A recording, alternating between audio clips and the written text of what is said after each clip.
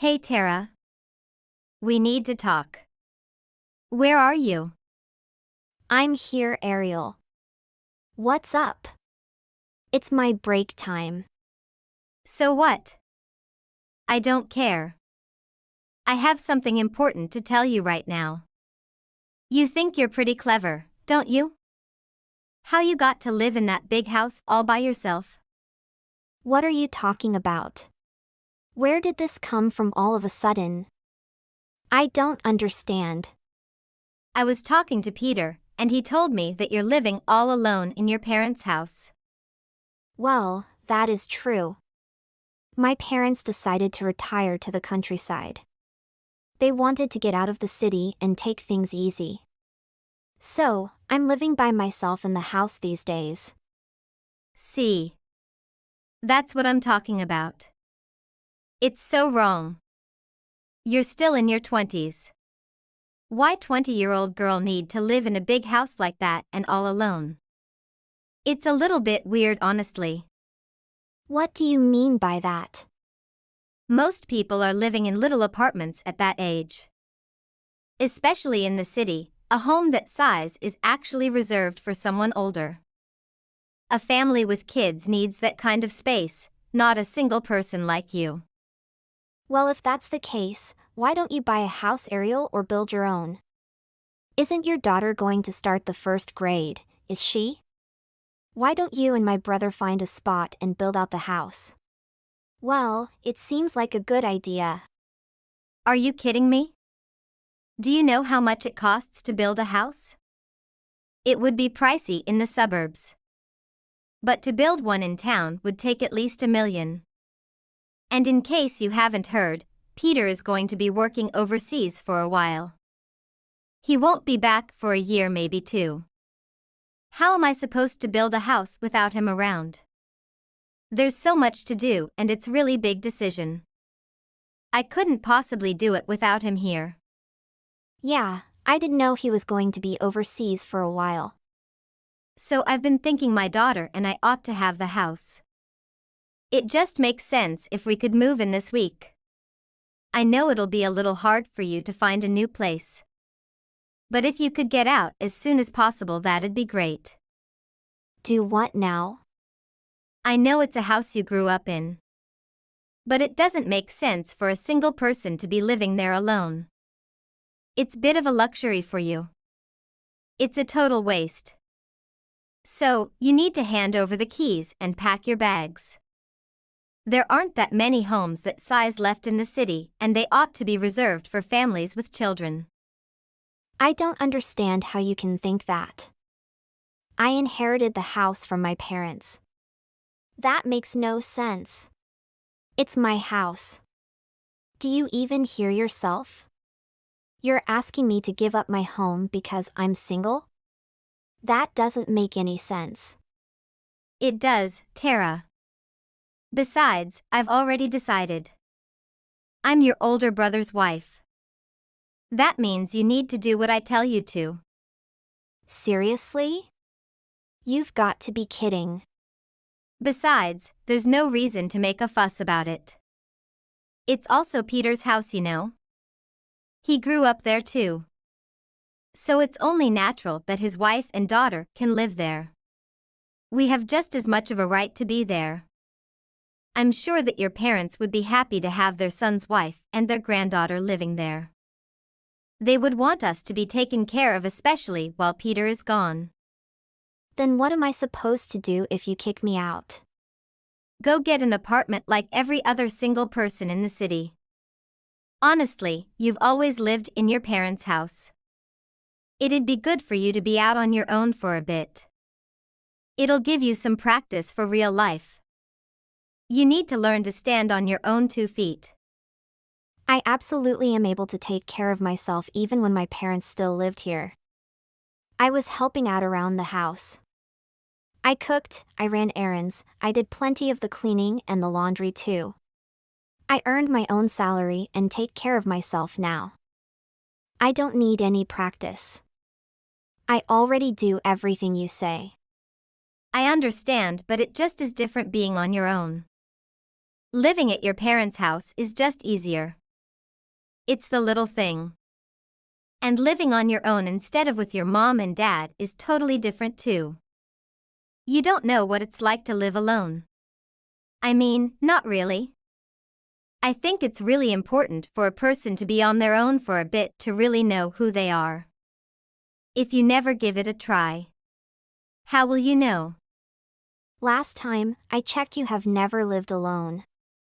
I'm pretty sure you lived with your parents right up until you married my brother.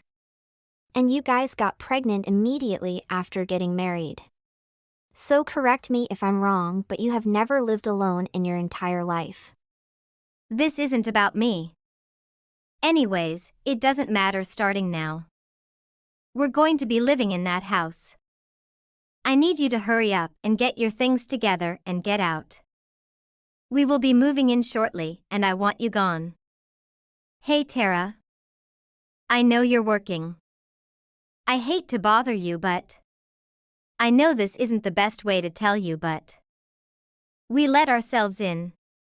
We had an extra key to the house. What? How can you do that? Well, Peter still got the spare key. We've managed to bring all our things in. So it's official now. We're gonna be living in the house from now on. Thanks a lot. Wait. Just a minute. Stop talking down to me like you've won something. You selfish little brat.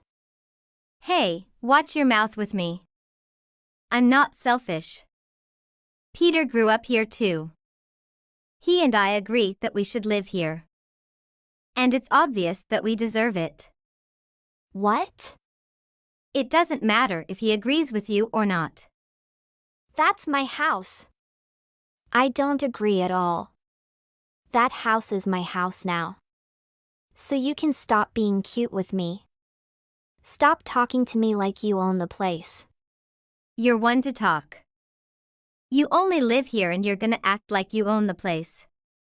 How's that different than me living here? It's your parents' house, isn't it? It's only fair that your brother's family got to live in this house the exact same way you've been living in. No. No way, the house is mine. I'm sorry, but I am asking you to take your things and go. I want you out of my house. Hate to tell you, but we aren't the ones that are going to be leaving. That's going to be you. In fact, I already tossed all your things out. They're sitting on the curb as we speak. You're gonna want to come get them as soon as you can get away from work. What? You tossed my things out. What do you mean by that? I mean exactly what I said. I came in, I put all your things in boxes, and I threw them all outside. I mean, I still kept the furniture. I rather like most of them and we can use them. But your stuff is gone. You're lying. It's pouring rain out right now. How could you throw my things out in the rain? Are you out of mind? Who in their right mind would do such a thing? Well, that is too bad, isn't it? All your things are gonna get wet. You're gonna want to find a nice warm spot to dry off once you collect your things. I can't believe this. Is this really what you're like?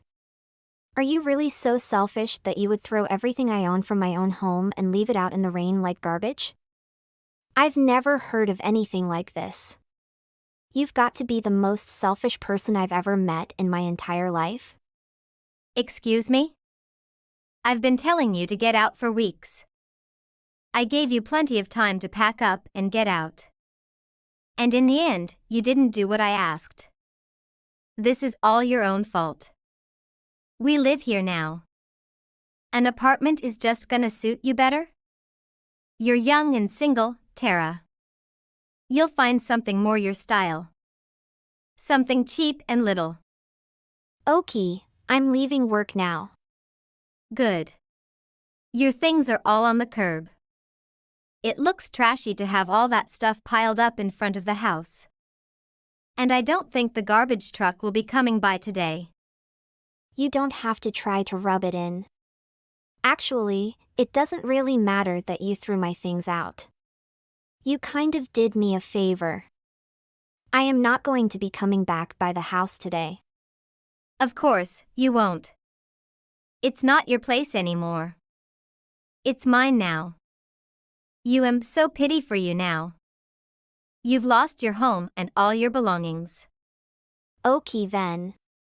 But you should know something. The water service is going to be shut off soon today. And also the electricity too. What?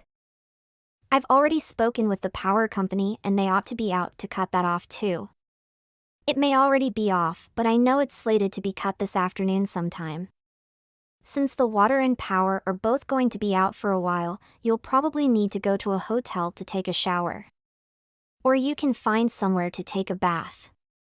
It's up to you. What? There is no power or water in the whole house? Yeah, I forgot to mention, the flooring in the kitchen is all pulled up, it's getting replaced.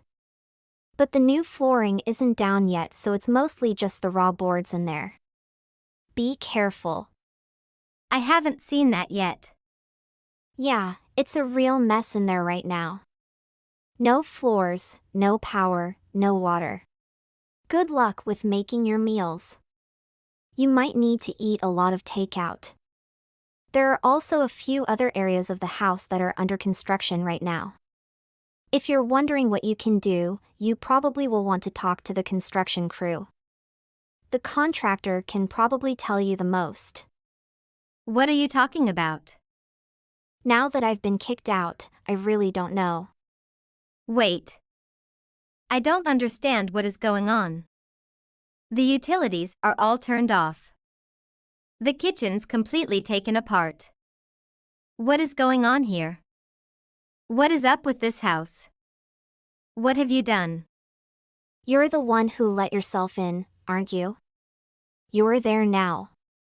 I think you can see for yourself with your own eyes. The house is being remodeled. Construction is going to start tomorrow. They scheduled to get started pretty early in the morning. Are you for real?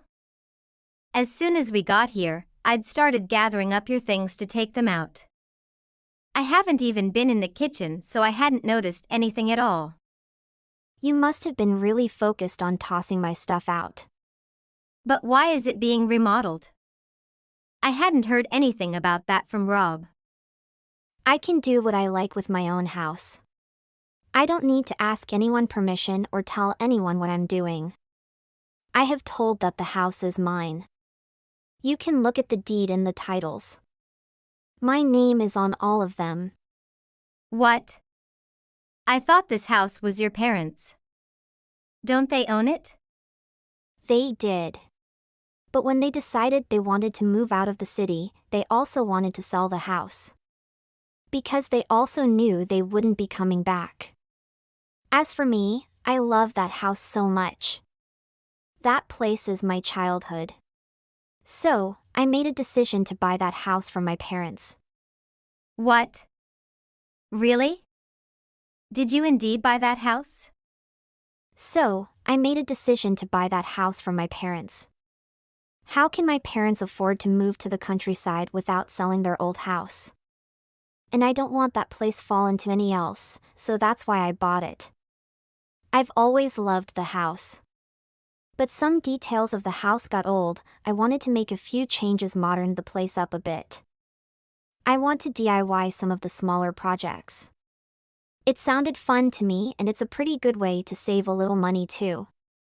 But some of it is just way too hard for me to do by myself. Besides, I'd rather have a professional take care of the more complicated stuff. I want to make sure it gets done right.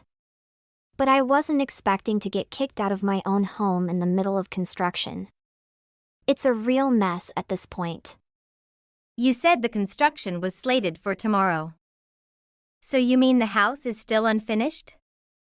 I haven't had a good chance to look around yet. Yeah, it's pretty obvious.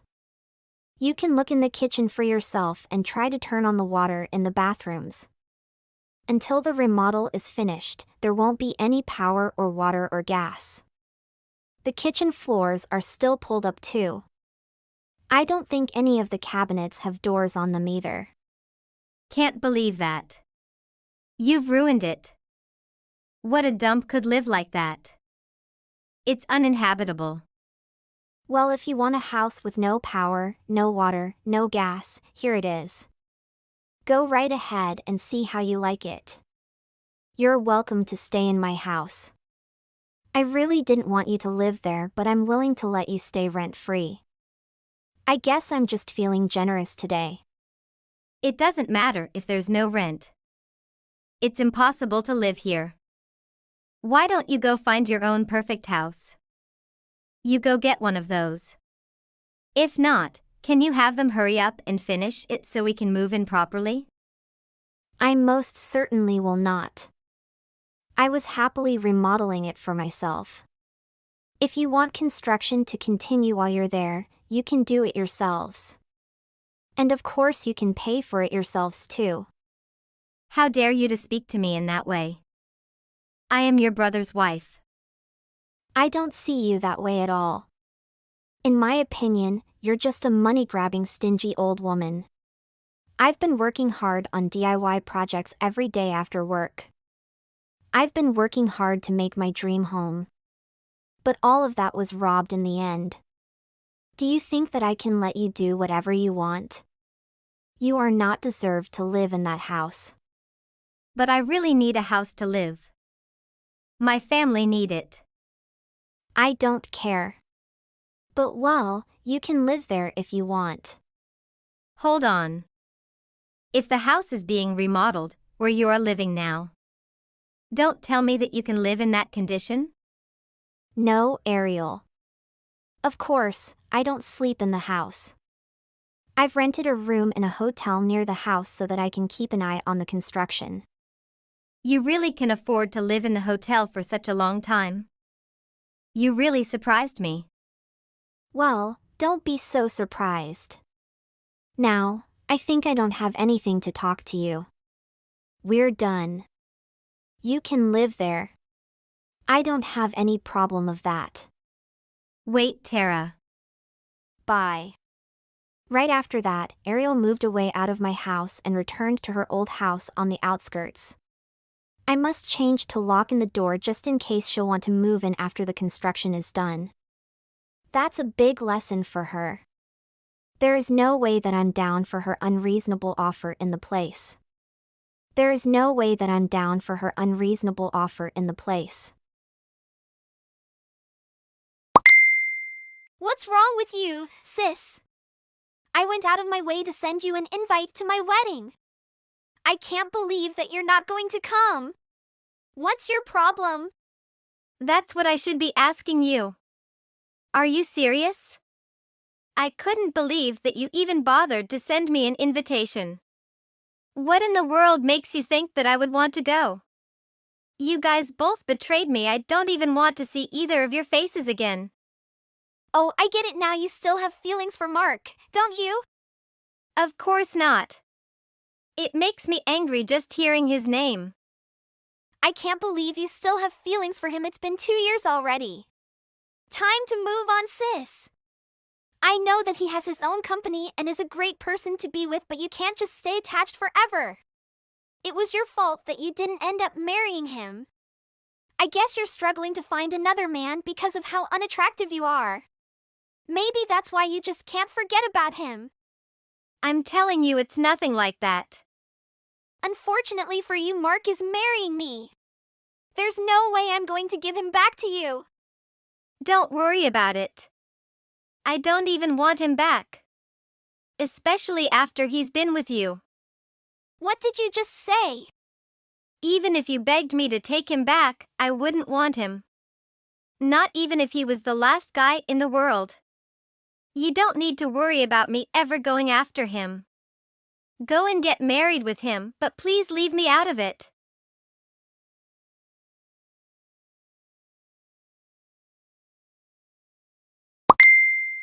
Hey, sis. Is it true what Mom told me? You're going to come to the wedding after all? Why did you decide to turn up? You should be thankful that I reserved a seat for you just in case you turned up. I'm surprised that you actually decided to come though. I can't stop smiling. You seemed so adamant in not coming before. I'm actually not here because of the invite you sent me. What are you talking about? Why are you here then? Oh, did Mark send you a wedding invite as well? I'm so happy he went the extra mile to get you to come. He really is an amazing man. What a great surprise. That's not what happened either. You must really still have feelings for Mark if you're here because he invited you himself. I'm only here because of something related to work. I don't really want to be here. You really don't have to make up excuses like that. I know why you're really here. Well, I'm glad everyone started to turn up now. Thank you so much for coming to my wedding, sis. It's really made my day. I'll make sure to show you just how happy me and Mark are together. I just can't wait to see her ugly face afterward. I'm the winner!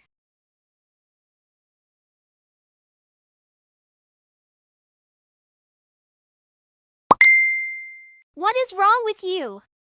What was that all about? Are you crazy? Why did you have to do such an embarrassing thing at my wedding? I can't believe that you have no morals on top of being so ugly. What are you talking about? You were sitting next to Trent Price throughout the entire wedding. Do you know who he is? He's a very important person. Someone like you should not be anywhere near him. What is the problem with that? I don't think I did anything that's embarrassing. Mr. Price is the CEO of one of the companies that does business with Mark's company. Yeah, I know about that. You knew about that and still decided to sit next to him? I can't believe you! I still don't see what's wrong about it. Why do you care so much anyway? I guess you're trying to find a man that's richer than Mark to try and make me jealous or something. You're just a gold digger. Unfortunately for you, that plan is not going to work. Mr. Price just got married last month. I can't believe that you're so desperate that you would go after someone else's husband. I would never do such a thing. Why would you even suggest that? Stop trying to act like you're so innocent. I guess ugly people like you really have to try so hard to get into a relationship. Please try to have some morals though. Going after married men is just way too desperate. I'm not doing anything like that. Please stop making assumptions about me. Also, I got married recently, so there's no need for me to look for a partner anymore. What are you talking about? I know that you're lying, you loser. It's really sad. You're just embarrassing yourself. Please stop making yourself look even more miserable. If you don't believe me, then why don't you try asking Mark about it? Why would I do that? Mark was the one that invited Trent in the first place. He made a big deal of inviting him, so Trent felt like he couldn't really refuse. I don't know if Mark realized I was his wife when he invited him though, haha. I did ask Trent to explain it to him though, so you guys wouldn't be so surprised. We were both worried it would be a little awkward for you guys since I used to be engaged to Mark and everything. Mark said it was fine though. I guess you never got the memo. What did you just say? You're his new wife? Yeah, that's what I'm trying to tell you. Who else did you think it was if not me? The old lady sitting on the other side of him? How was I supposed to know about it? Why would I ever imagine someone like you would manage to get married to someone like Mr. Price? Well, I guess this is the first time I've attended a business-related event with him. We had our wedding abroad and only invited a very few close friends and relatives. Why haven't I heard anything about this at all? I had cut ties with both you and our parents after what happened with Mark 2 years ago. I still can't believe our parents were on your side after you stole Mark from me. I wasn't planning on letting you know at all, but it really couldn't be helped since Trent felt obligated to attend the wedding. I can't believe that any of this is really happening. I heard that Mark was really surprised too. When Trent first brought it up, I guess Mark thought that it was just someone else with the same name as me. Apparently Mark got really agitated once he realized it really was me. I guess he couldn't say no to me coming to the wedding as he was the one who invited my husband. I still can't believe this. This isn't fair at all. Mr. Price is one of the most respected guys in the industry, and on top of all that, he's really handsome. His company is much bigger than Mark's company. In fact, it's not even close. I was really jealous of the woman when I first heard that he got married. Why does his wife have to be you of all people? Why isn't my ugly sister that gets to be with him? It's just not fair at all. There's no way that you should ever be happier than me. It's not possible. Mia, that's enough complaining. He just had your wedding today. You're married now, so stop carrying on like a little brat and enjoy yourself. I'm not being a brat, dare you? You know what, I just thought of a great idea. If Mr. Price is willing to get married to someone as ugly as you, then maybe I still have a chance with him too. I'm much more attractive than you, so it shouldn't be too difficult to get his attention. What did you just say? Are you crazy? It's a great idea. I can start flirting with him right away. I'm going to go and tell Mark that I'm getting married to Mr. Price instead. I'll go tell him right now. You can't be serious. You really need to stop and think this through before you do anything too stupid.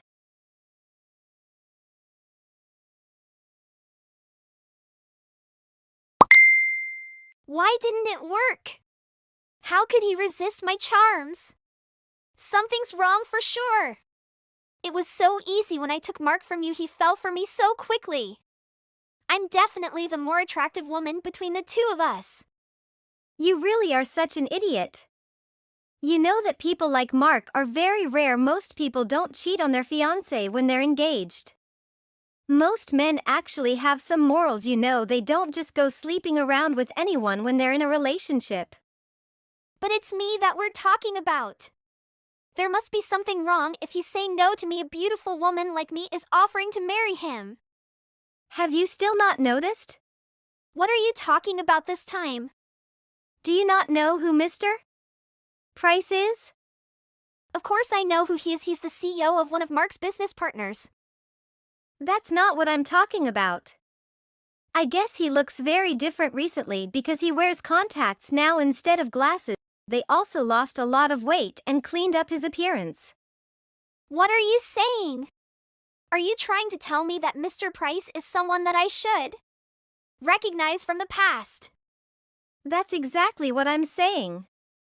Stop being so secretive and just tell me who it is then. His last name actually used to be Green. Green? He used to be Trent Green. His last name changed after his parents divorced. It was super messy and he decided he wanted to take his mother's last name. That's why his current name is Trent Price. The guy that you keep calling Mr. Price is actually Trent Green. Trent Green? That nerdy kid with glasses? You shouldn't be calling him names like that, but yeah, he's the one. Your precious Mr. Price is the guy that you've bullied and called names throughout high school. That can't be true. Trent said that you and your friends really treated him badly back in high school. He knows how terrible of a person you are really deep down. You had already lost any chance you had at ever being with him way back then. No matter how much you flirt with him now, it's not going to make a difference. He said he'll never forget the way that you treated him back then. I can't believe this. Okay, fine, I don't care anymore. I'll let you have him this time. Just don't think that you've beaten me because of this. I'm going to find an even richer guy than Trent to get married to. I'm going to make you so jealous of me. Stop being like that. Why don't we sort out what's really happening right now? What do you mean? There's nothing to sort out? What was all that drama about yesterday then? You ruined your whole wedding after the ceremony was already finished, and I heard there's no way Mark is going to submit the wedding papers. I'd call that a pretty certified disaster for you. Well, all of that is your fault. None of it is my responsibility. If you had never got engaged to either of them, then none of this would have happened in the first place. Do you really think that? You're not that stupid, are you? What are you suggesting? You do know that everything that happened is all your fault, right? The reason why your marriage collapsed before it even started was because you were flirting with other men on the day of your wedding. That was your choice, no one else's. If you really don't think it's your fault, then you have a lot of thinking to do. I've got to get going now. Goodbye.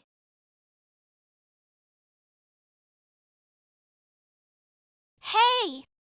The fees for the wedding and reception and stuff added up to around $100,000. When do you think that you can pay it all by? Why would I help you pay for anything? Are you out of your mind? Because everything that happened was your fault. It's kind of obvious that the person who caused the trouble should be paying for it. I'll tell you the details on who to give the money to later. Make sure you pay it all as soon as you can. You really are something. Are you seriously trying to weasel out of the responsibility? You should think about what you've done and apologize as soon as you can. Why do I have to be the one to apologize? You were invoiced for the $10,000, not me. There's a reason for that. It's because you are the one responsible for all this. No, I'm not. Stop blaming me. You're such an idiot.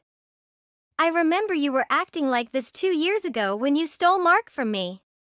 You told me it was my fault that I lost Mark because I was too ugly or something along those lines.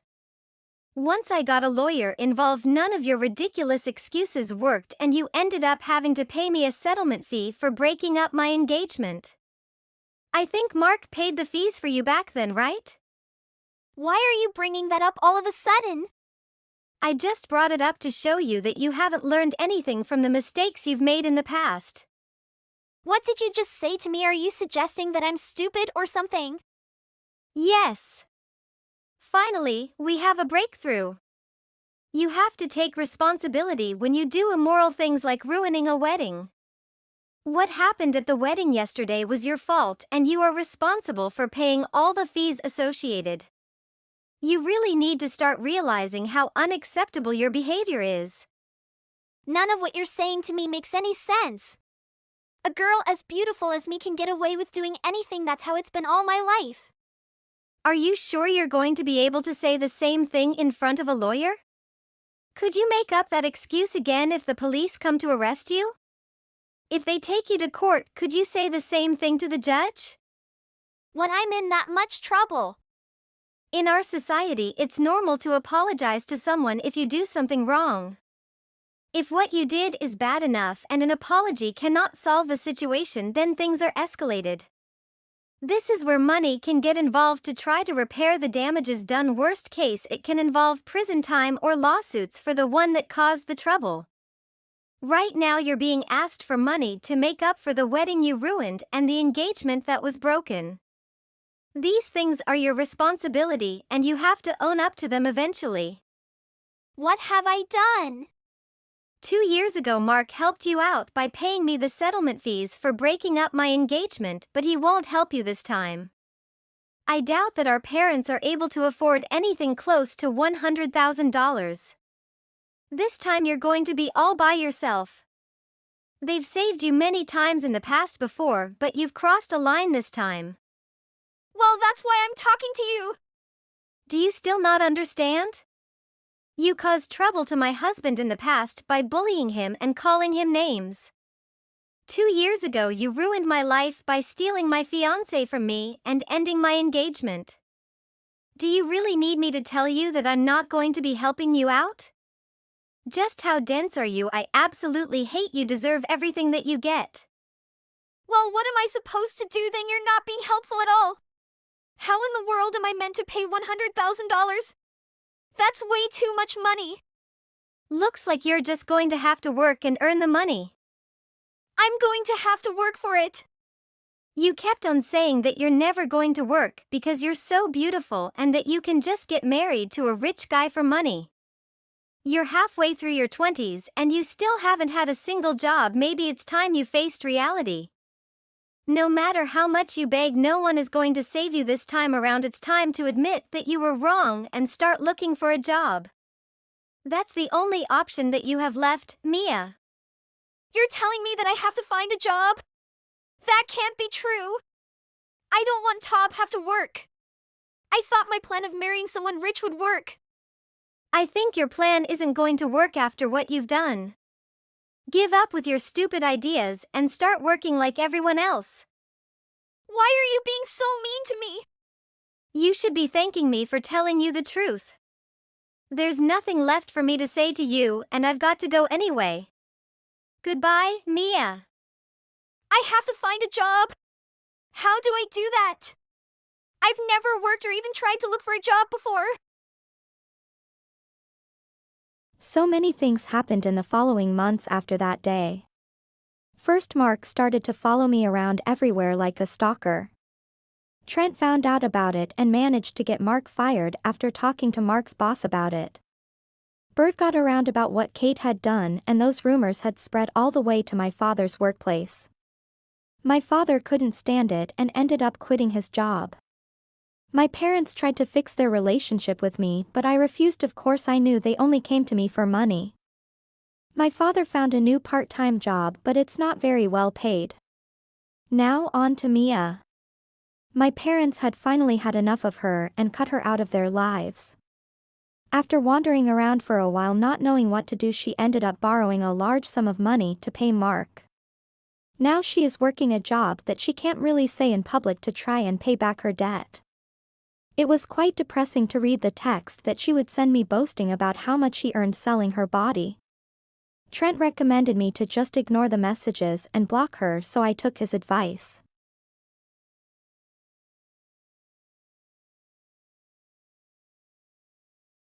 Iris, we need to talk now. What's that? How long do you plan on staying here? You're gonna have to leave eventually. Having to live with your parents at that age is super gross. Why are you still in this house? Oh, so that's why you text me? Why are you asking me about this out of the blue? I've been thinking about it for a long time, but I decided it was time I say something now. It's not good for you to still be living with your parents. You need to move out of here. Well, my father was single for a while, so I didn't want to leave him alone. That may have been the case before, but your father is living with me now. It would be much better for all of us if you get out of here now. He doesn't need you anymore. That's true, but I think you misunderstood. I don't actually need to live with my father. I'm just here by choice. Don't tell me that you have some kind of father complex, because that would be annoying and gross. Obviously, you're not here by choice. You're depending on your father for a place to live. So it's not a choice. No, I really didn't mean it as a joke. I don't actually have to be here. Whatever, you should probably know that your father and I are getting married. We're starting a new chapter of our lives, and the only thing in our way is you and all your stuff. We want to spend our time as newlyweds by ourselves in our beautiful home. We need you to get out. Oh, I understand why you're telling me this now. You don't want me getting in your way, right? Exactly, Iris. You catch on to things a lot quicker than I thought. I'm impressed since you get it. I'll need you to move your stuff out of here right now. We don't need you here ruining our new lives. Moving out right now a bit of a sudden, I wouldn't be able to do that. I'm currently on a trip and I won't be home for a while.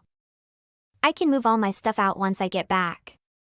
Can you give me another week before I move out? I promise I'll be out of your hair by then. A trip? What are you going on a trip for? A shut-in like you is going traveling? That's ridiculous. You really are a pampered child. You get to live however you please without a care in the world for anyone else. Okay, first of all, I'm not a shut-in. How are you not a shut-in? You're living off your father. You don't have a job and you rarely ever leave the house. You probably do it on purpose, so you won't ever have to work. Even if you try to hide it, I have already figured you out. It's true that I spend the majority of my time in the house, but I still go out. Also, I'm not relying on my father for money. I have my own job that I do from home. A remote job? Come on, Iris.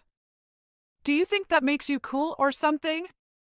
You're a brat still living with your dad at an inappropriate age. You're a grown adult and it's time you start acting like one. Don't make up lies and excuses that can be easily seen through. You're not going to fool me like that. But I wasn't lying though. I'm telling the truth. I'm going on a work-related trip today. It's very important. Yeah, I bet you are. Where are you going anyway? A comic convention? Is that what shut-ins call work? And you need to know that. Hobbies aren't work, in case you didn't know. Video games and junk food aren't going to make you money. Well, I do think that there are many hobbies that you could turn into work, even video games. Maybe that's not something you would believe. Hey, are you trying to imitate your father? Imitate my father? Where did that come from? What do you mean by that? You're always wearing fitted suits that seem to be tailored. I know those suits. They're just like the expensive suits that he likes to wear. Oh, you mean the suits that he wears on dates? We do wear similar kinds. We both like to be very careful with our appearance whenever we go out. Of course, he does. I guess it makes sense when you would want to copy him. Since he says he's self-employed, he must be earning a good amount of money. Huh? He says what now? It makes perfect sense. I mean, if you didn't, you wouldn't be able to live in a house like this. That's not necessarily true. It's the only explanation. That's why I decided to marry him. What exactly do you mean by that? If he can live in a house like this, then of course I had to marry him. Living in a place like this has always been my dream. It's even better if I don't have to work to do. I'm certain I'll be able to live a life of elegance like I was destined to. Don't tell me the only reason you're marrying my father is for the money? Don't say such a horrible thing about me.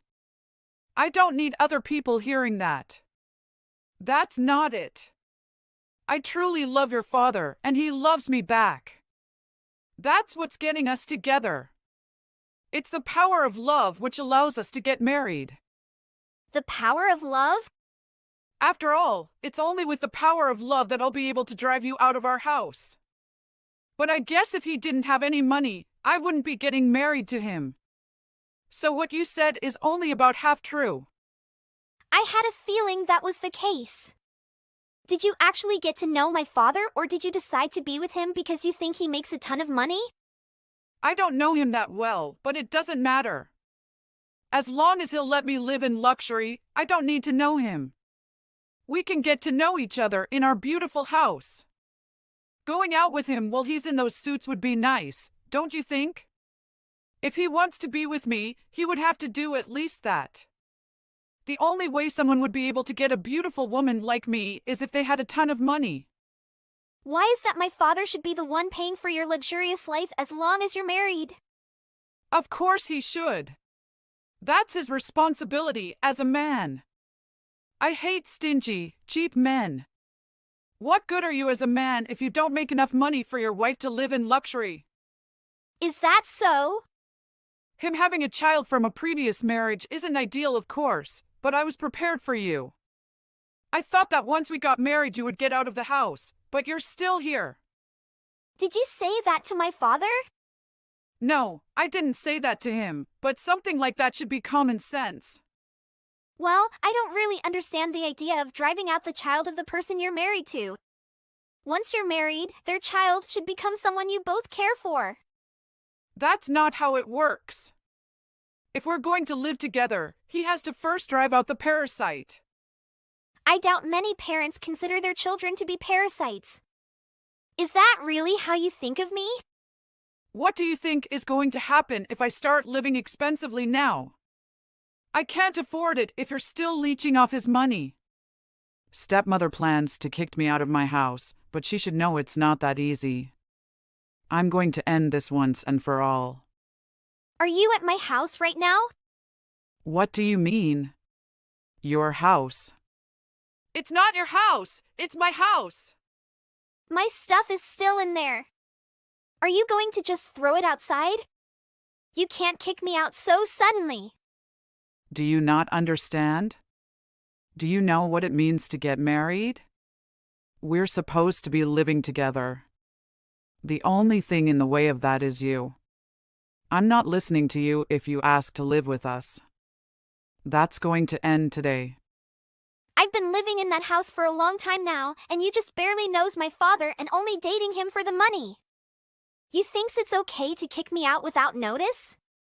Did you not understand what I said? I'm not going to listen to an uneducated stepchild like you. You have no idea how the world works. I've thrown out your stuff if you want to come and pick it up off the street. This is my house now. Well then go ahead and pay me $2,000 every month. What are you saying? Are you insane? In case you didn't know, the house is not paid off yet. It costs $2,000 a month if you want to live there. That's what you'll have to pay. Okay. That amount isn't a big deal. Your father can earn a lot more than that. Really, Carla? You think my father can afford that money without having a job? What do you mean by that? You can't read English or what? Wait a minute. What are you trying to say? There's no way your father doesn't have a job. He must be making a ton of money. He is always wearing those expensive suits. Those are the suits that my mother left him with when she died. My mother was a businesswoman who made a good amount of money. There's no way I would believe something like that. You're definitely lying. Why are you living in this fancy house, then, if he wasn't the one who paid for it? My mother was the one who bought this house. My father didn't pay a single penny. Even if he wanted to, he couldn't afford it. My mother was always the one taking care of us ever since I was born. If he really doesn't have any money, then how have you guys been paying the mortgage? Until now, I've been the one paying the mortgage. No way, that's not at all possible. There's no way a shut-in like you could pay for this place. You really don't listen to anything anyone says, do you? That's a bad habit of yours. I told you already I work from home. That means that I do my work in my house. I don't need to leave the house every day to make money. Really? Are you telling the truth? Why do you think I'm lying? If you don't have to go out to work, then what trip are you on right now? I'm going to meet with my suppliers in another state. And I make use of this trip to be partially a break from work. Wait a second. Does that mean you've really been the one paying the mortgage every month? That's right. I'm the one who has been covering it every single month. Then you must be making a decent amount of money. Okay, I knew it. I've changed my mind. You can stay in the house. You should have just said that from the beginning, dear. If I knew all this, I wouldn't say these stuffs. All right, you don't have to worry about it. I won't be returning. What? Isn't this your house? Not anymore. Things have changed. Nothing has changed. You can't leave now. You've been living in this house for a long time. But you've already thrown out all my stuff, haven't you? Well, that's true. I had a feeling you were going to do that. So I went ahead and bought a high-rise apartment. A high-rise? How can you afford that? I've been saving money for a while. Now I've already moved most of my belongings into the new place. The stuffs left in the old house were things that I don't need anymore. Thanks to you, I don't have to worry about it anymore. I'm glad I don't have to waste time on that anymore. Then what are you going to do about the mortgage at this house? At first I thought that I would continue paying the mortgage, but it seems like I don't need to anymore. Hold on. Why aren't you going to keep paying? Well, you're the one who told me to get out of the house. You even threw out my stuff. So it's not like I could go back there now. You two get to live together at that beautiful house all by yourselves just like you wanted. Since I won't be paying for it anymore, I'll leave the payments to you. I'm sure you can handle it. Wait for a second. I didn't know any of this. I didn't know there was a mortgage on this house. So it's not fair to leave me to pay for it. I thought your father was a business owner. I'm actually the owner of a business. I've been running it for some years. You are so sure that I was just a shut-in with no job. But it turns out that your husband is the real jobless one. I can't believe this. I was supposed to live in luxury for the rest of my life. I've been the long giving you the money to live the luxurious life you've had all this time. Although I didn't think you would waste all the money on fancy stuff so you could look good. I think you even said that you wanted more money recently. This must be the worst case scenario for you. This can't be. What's going to happen to the wealthy lifestyle I've been living? It's going to be pretty difficult for you to continue living like that. Now that you don't have any more money coming in, I guess you two will have to work to pay off your expenses. There's no way I'm doing that. I would never work again after getting married. I already planned on being taken care of for the rest of my life. Oh, that is really close if I don't leave that house. I would have been stuck taking care of you two for the rest of my life.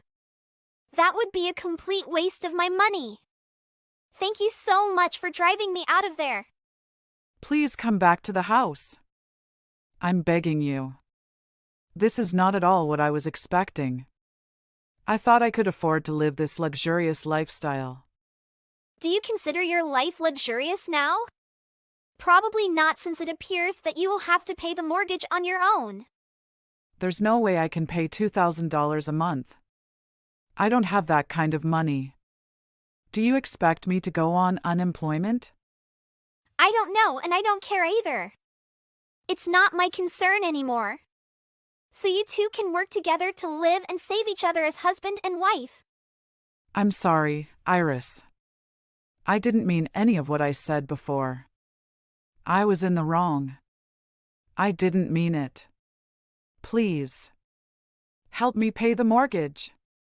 I'm supposed to pay the mortgage of a house that I'm not living in, aren't I? That sounds ridiculous. There's no way I would pay for that. That's not my responsibility. I'm so glad I don't have to pay anymore. It's such a weight off my shoulders. Have a good time in your dream home? I don't want to have to work. I already quit my job. I'm sure you have some old acquaintances from your last job that can help you. Although if you couldn't do the work they asked you to, then they probably got angry with you. I wouldn't be surprised if they were glad when you left. Why you know all of that? When you told me you quit your job, I was genuinely surprised. I was wondering why you would quit your job, but my dad was unemployed. I was thinking that you got married because you planned on taking care of him. I thought you must be an amazingly strong person like my mother. But I was the one who wanted to be taken care of. Well, that's what turned out to be the case. It might be good if you could force my father to start working again. But it looks like you won't be able to make that much money with just him working.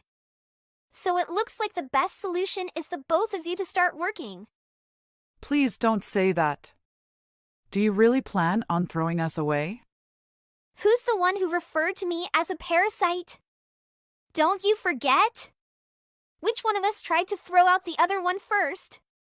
It's amazing how you try to flip this onto me. It's only because I didn't know any of this stuff. I was unaware of things as well. I didn't know that I had become a parasite to you. I'm sure with the power of love, you'll be able to figure something out together. No, I can't do that. Please, Iris. Don't do that. Carla, I never change my mind. So, I don't have anything to say. I'm busy now, I have to go. Don't, Iris. I don't want to see your face again. Bye now. After that, my father and Carla had many various difficulties. My father even tried apologizing after a while, but she had blocked his number. Carla even suddenly tried to break into my new apartment, but I called the police and she got caught. They were forced to go out and look for work. Once they finally found part-time jobs, they were overworked and barely made enough money to cover living expenses. Because they were unable to pay the mortgage at the old house. So they were forced to move into a cheaper, more beat-up place. But it's none of my business anymore. I am now free from those toxic and enjoy my new life. Ariel, we need to talk. Don't you have plans to return home tonight? Why a message from you? It's been a disappointment. I had hoped it was from Leon or Brian. You've been bugging me recently. Stop messaging me unless it's something important. I am texting you because it is very important. I'm guessing that you're with Louis right now. Exactly. I am surprised that you received it right away. We are dating each other now. I guess you are finally beginning to understand me. As a bonus, I won't divorce you right now. You can tear up and throw away the divorce papers I gave you yesterday. I know that there is no point in doing that. You will have me a new set of divorce papers as soon as something goes wrong. Yes, so what? I can do anything I want to do. I'm just giving you the divorce papers because you didn't follow my requests. You should be really thankful that I am still married to you. I have wanted to ask you this for a long time. Why should I be grateful you didn't divorce me? Are you asking me that seriously? Yes, I'm really serious.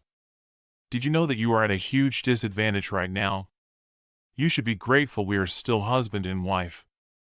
I have evidence of you cheating on me with at least 3 other men. I may hire an attorney and take some legal action against you. Are you really sure you want to act so arrogantly towards me? You are so funny sometimes. I can't believe you're making useless threats against me now. You really need to think about the position that you are in. My father is the chief executive officer of the company you work for. He will take my side if we quarrel. You are now in the position of inheriting my father's company when he retires. If we end up getting divorced, you'll be fired from the company and lose your right to be the next CEO. That is why you should be grateful that I am still married to you. I'm going to continue having fun with my boyfriend, and you're going to keep quiet about it. Did you understand? There is something wrong with you. If you don't want me to divorce you, you better never argue with me. I'll be spending time with Louis tonight, and I have an appointment with Leon tomorrow morning. I'll be staying with Brian tomorrow night at a hotel, so I won't be going home. I guess we'll be home the day after tomorrow around noon. You'd better not text me for the next 2 days. If you annoy me, I will definitely divorce you. I don't know what else to say. You really are a bad person. You should be careful what you say. It will probably lead to us getting a divorce. Wouldn't it be bad for you if we got divorced? You really need to know your location. Actually, I should have told you that. Don't you realize how much trouble we'll be in if we get a divorce and everyone finds out about this? Wouldn't it be bad for you if we got divorced? You really need to know your location. I must go now. Please don't distract me from my appointment. Goodbye. Ariel, when are you coming back home? You should have told me. Also, why is there a set of divorce papers on the table? I don't think I have done anything wrong. You finally found them. You are taking too much time. There is good reason for that. There was no food prepared for me when I returned home. I was very hungry. I believe you were trying to make me starve. That's why I left my divorce papers. I look forward to having some food done whenever I return home. How can I prepare food for you when you do not tell me what time you will be home? If you really want to continue being my husband, you need to anticipate these things. You don't want me to divorce you, do you? You should do a better job next time. Well, I'm sorry if I made you upset. I'll give you another chance. Make sure that you don't make the same mistake again. Okay, next time I'll be more careful. What time do you plan to go home tonight? I will prepare some food for you. What are you talking about? I already have plans for tonight. You don't have to cook for me. I'm going to spend the night in an expensive hotel with Leon. We will have so much fun together. Enjoy the evening alone. I will go home tomorrow night if you really want to. I know that you miss me. Actually, I have a week-long business trip from tomorrow. I may not be home by the time you get back. What? So who's going to do all the housework this week? I'm sorry, but I have to go on this trip. Your dad is the one who contracted me on this business trip. I won't be able to do any housework for a week, so I'll hand it all over to you. No one will cook for you at home, so I suggest you go out to a restaurant this week. Are you serious? Sometimes you are useless. I don't know why I would marry you. Yeah, I've been feeling the same way lately too. I have a lot of work to do, so I'm going. Okay, I'm fine. I will have so much fun with my boyfriend. I have to start making plans. Ariel, what did I do wrong this time? I feel tired of this. Why is there a divorce paper on the table? I didn't see or talk to you once this week. There is no way I can do anything to annoy you. Yeah, about that. Do you know what you did? Don't try to lie to me. You install hidden camera in our bedroom. Wait, what are you talking about? There is no point in trying to pretend that you don't know. I can't believe how stupid you are. You've left the camera in such a clear position. Unfortunately, I don't think you'll pay attention to the camera. I guess I underestimated you a little bit. I deleted all the data recorded by this way. Brian was the one who found my camera. He's very smart. As a bonus, I booked a pricey hotel room with him. I'm going to spend the night with him here.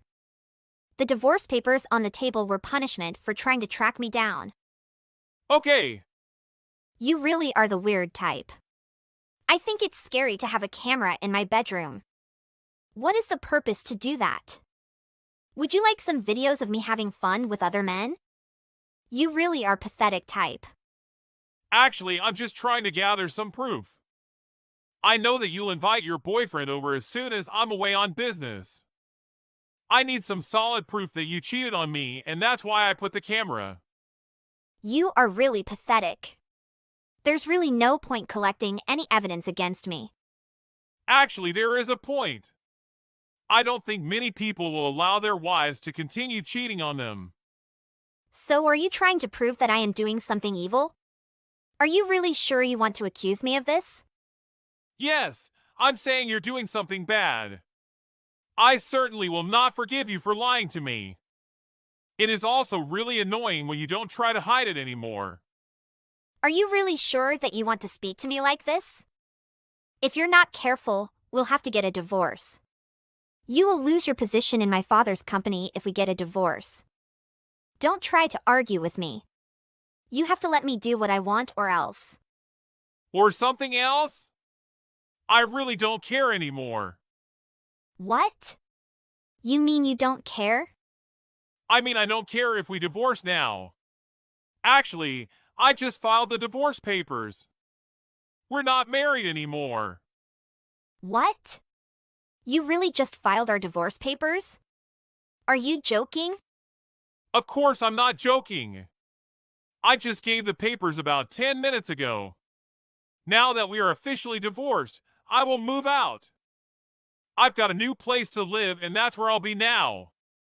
No way. You planned all of this, didn't you? How can you do such a thing behind my back? I was shocked. Are we really divorced? Like we're not married anymore? Yes, we are no longer married. I am also about to move out so that I don't have to live in the same house anymore. Are you crazy? Don't you understand what you just did? Your life is almost finished. Do I really have to explain this to you? It's really not that difficult to understand. I just filed for divorce, so we're not husband and wife anymore. I also hired an attorney so I can sue you for cheating on me. I have a lot of evidence, and I also know that you used the money that I earned dating other people. That is enough grounds to make you pay me back some money. What the hell are you doing? Nothing is wrong with me. I thought I was doing what most people would do in my situation. Don't you understand that you have just lost your job? You are destined to be the next CEO of my father's company. You just lost your chance to own the entire company.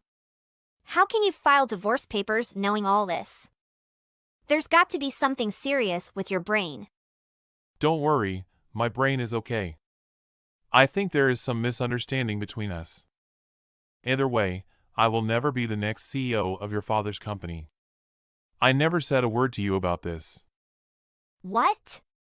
I always thought that you will inherit the company. He had a number of other candidates for the position after he retired. I don't know that at all. Then why would you want to marry me? I think you just want to marry me so he will hand the company over to you after he retires. I married you because I used to really like you. I would like to spend the rest of my life with you. I guess I don't feel that way anymore since you started showing the real you. Isn't that why most people get married? Because they love each other and want to spend the rest of their lives with each other. I no longer feel that way, and that's why I decided to divorce. You really did a good job at hiding your true self. I think that you are a kind and charming person. Ever since I found out you had an affair with another man 3 months ago, I've been collecting evidence for revenge. What are you talking about? You have a very short memory.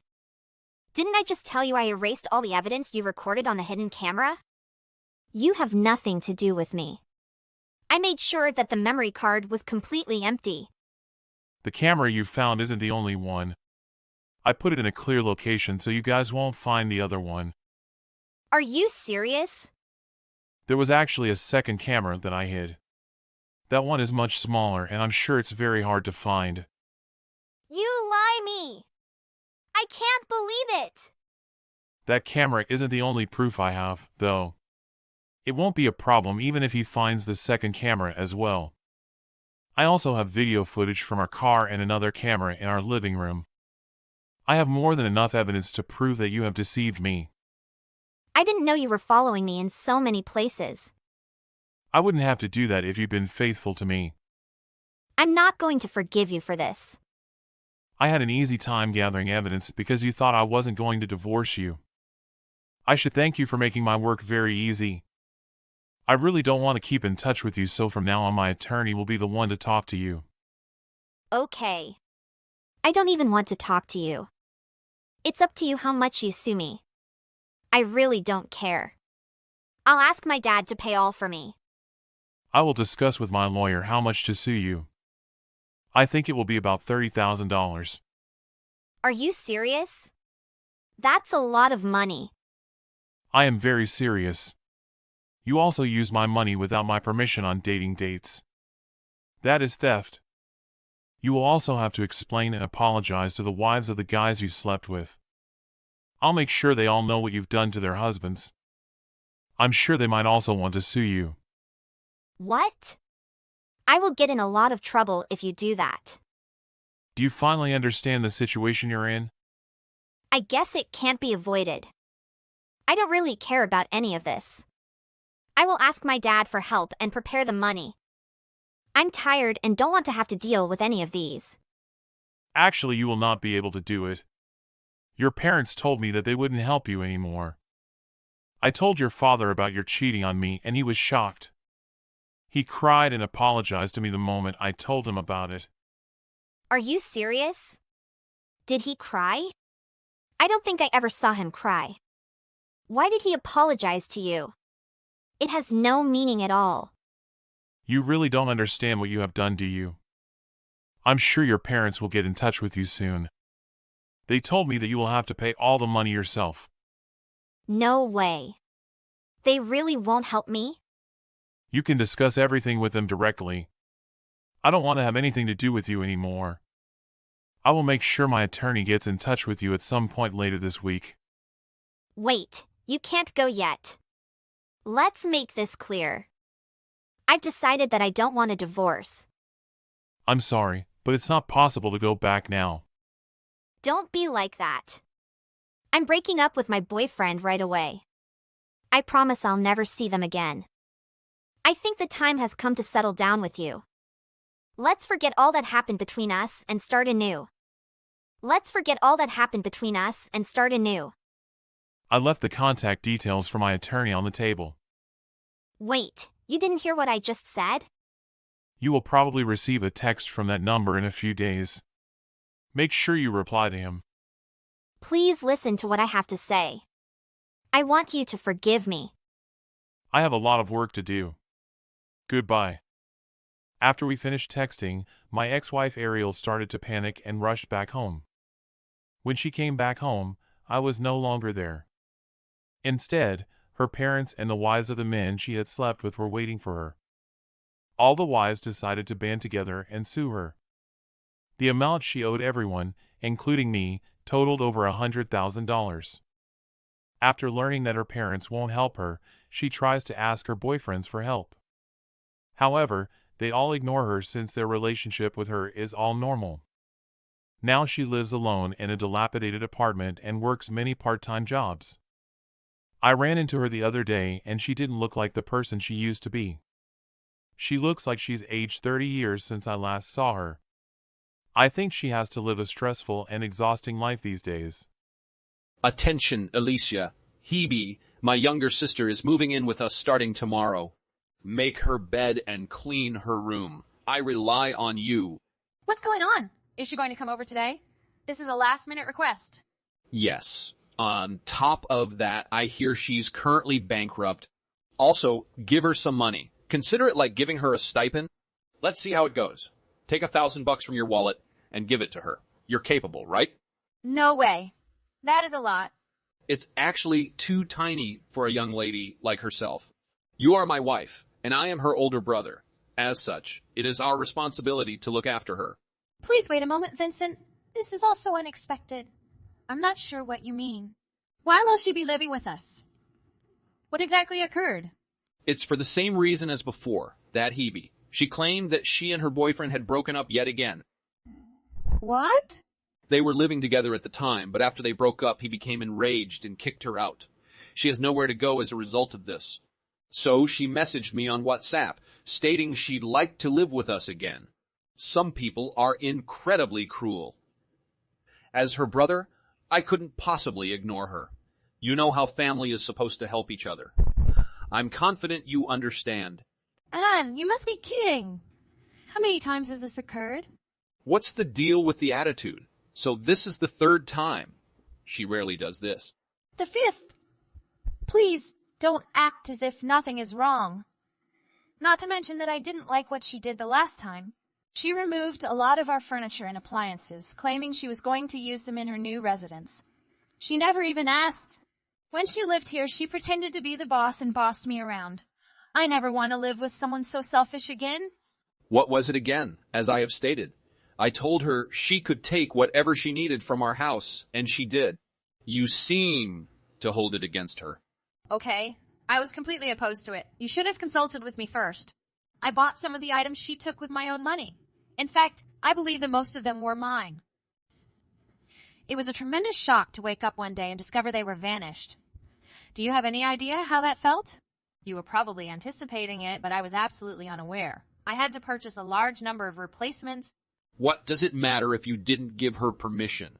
This is my house, so I make the rules. As a result, the furniture and contents are mine to do with as I want. If I say she can take some, she can. What the heck is going on? And because I've granted her permission to live here, that's how it'll be, whether you like it or not. If my darling little sister needs a place to express something, I will provide it. If you understand, please stop talking and get ready. A wife should not argue with her spouse. Lady, know your place. Several months later. Hebe, hello. I believe it is past time for you to begin paying your portion of the living expenses. What exactly is it? Is it edible? I apologize for contacting you when you were out and about. But didn't we talk about it when you initially moved back in? That you would undoubtedly be paying rent this time. You haven't done anything like that till now. And after several requests, you committed to start paying it this month. What? Did I say something similar? No, I don't believe so. Perhaps you misheard. Yes, you did. Remove the attitude. I examined our bank account and saw that you have yet to pay it. Sorry for bothering you, but could you just drop off the rent money while you're gone? That is more convenient. Remember, it's $500 per month. Just pay for this month and I'll be okay. What are you saying? That is currently not possible for me. You should have stated it sooner. $500 is a lot of money. Maybe $5. I believe $0 is more appropriate. Impossible. How long have I been waiting? $500 is far less than the cost of renting anywhere else. It is only 1 month's rent. You should be able to. Come on. I can't, so I'm not going to. Vincent stated that I could pay it whenever I wanted, and I only listened to him, not to you. You are not my boss. I won't pay it this month because I can't afford to, and you have no control over it. Make no such foolish justifications. You've reached adulthood. Please act accordingly. Please. I've paid for all of your meals and other costs out of my own cash. If you don't start paying your fair share, I'll be in a pickle. Money is growing tight. I can't go on like this. That's correct. What's the point? Oh, you know I'm only bothering you by not paying rent, right? That implies I don't have to pay anything. I don't mind bothering my obnoxious sister-in-law. You're not rat related to me, so that's your problem, not my fault. Why would you say that to me? What exactly does this mean? Everything I knew came from my brother. You are responsible for covering all of the living expenditures in this house, not just mine. Yes, it is correct. I'm also in charge of domestic tasks. I'm the one who buys most of the food, so I just add it to my living expenditures and pay it.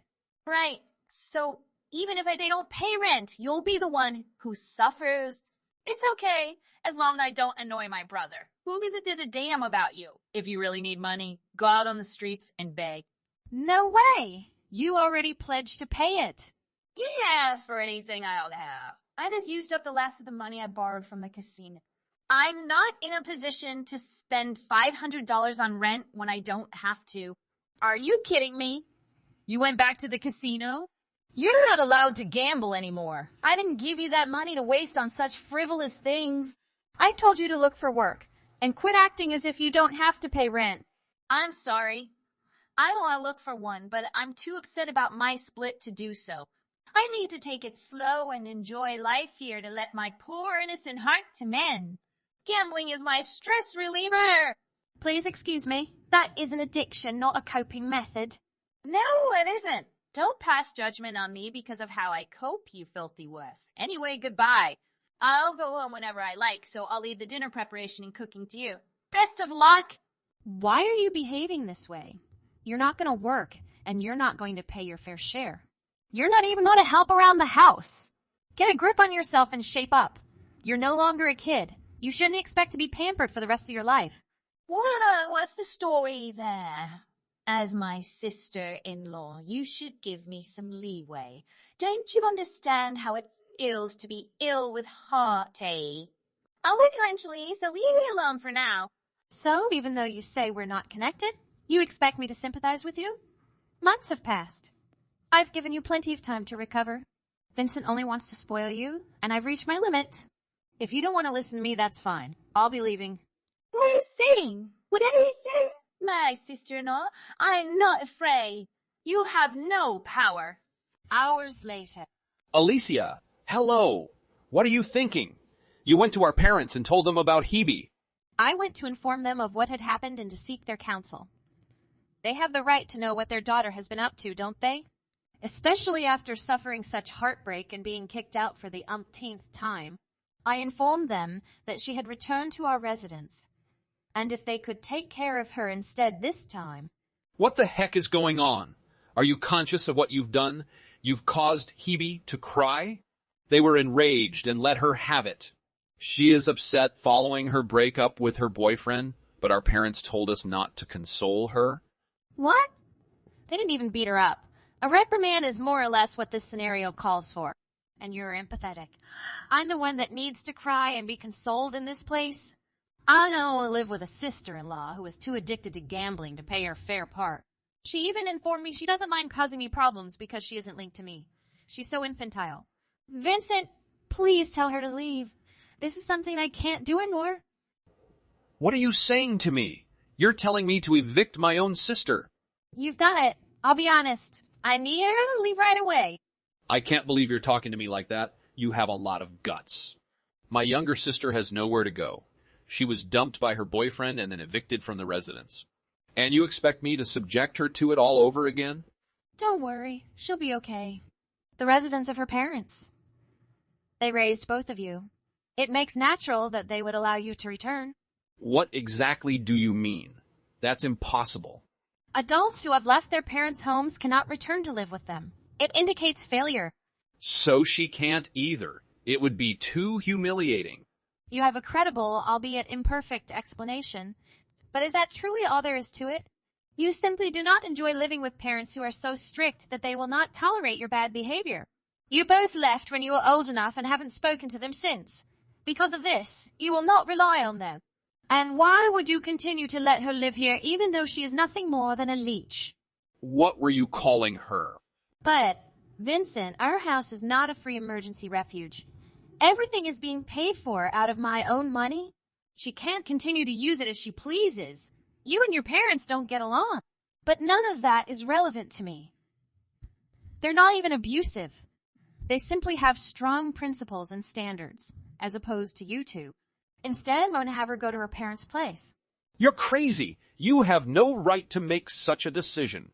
As the husband, I will not forgive you for attempting to eliminate my younger sister. If you're genuinely my husband, you should be able to console your darling wife in some way. I'd understand if Hebe paid rent and occasionally helped around the house. I wouldn't put too much pressure on her. At the very least, she'd be trying, you know. But all she does all day is lounge around the house doing nothing. I don't want to encourage a hermit's bad behaviors. You think you can say whatever you want, don't you? That is the truth. She is unemployed and only goes out to gamble. She's essentially a hermit. She's even worse than a hermit. She's a parasite. What? You can't blame her for it. She is dealing with some nasty scars on her heart. She must find a way to cope. But you're unconcerned. You just talk about paying rent or looking for work. Money is everything to you. You don't have a heart, do you? Are you in any position to say that to me? Nobody would have to be concerned about money in an ideal society. We, on the other hand, do not, and it's simple for you to dismiss money concerns when you barely pay for anything. You look down on me and open your mouth to insult me. Your wife. Is that how you're going to treat me? You're meant to be my husband, yet you always put your sister first. Although family is vital, shouldn't that include me?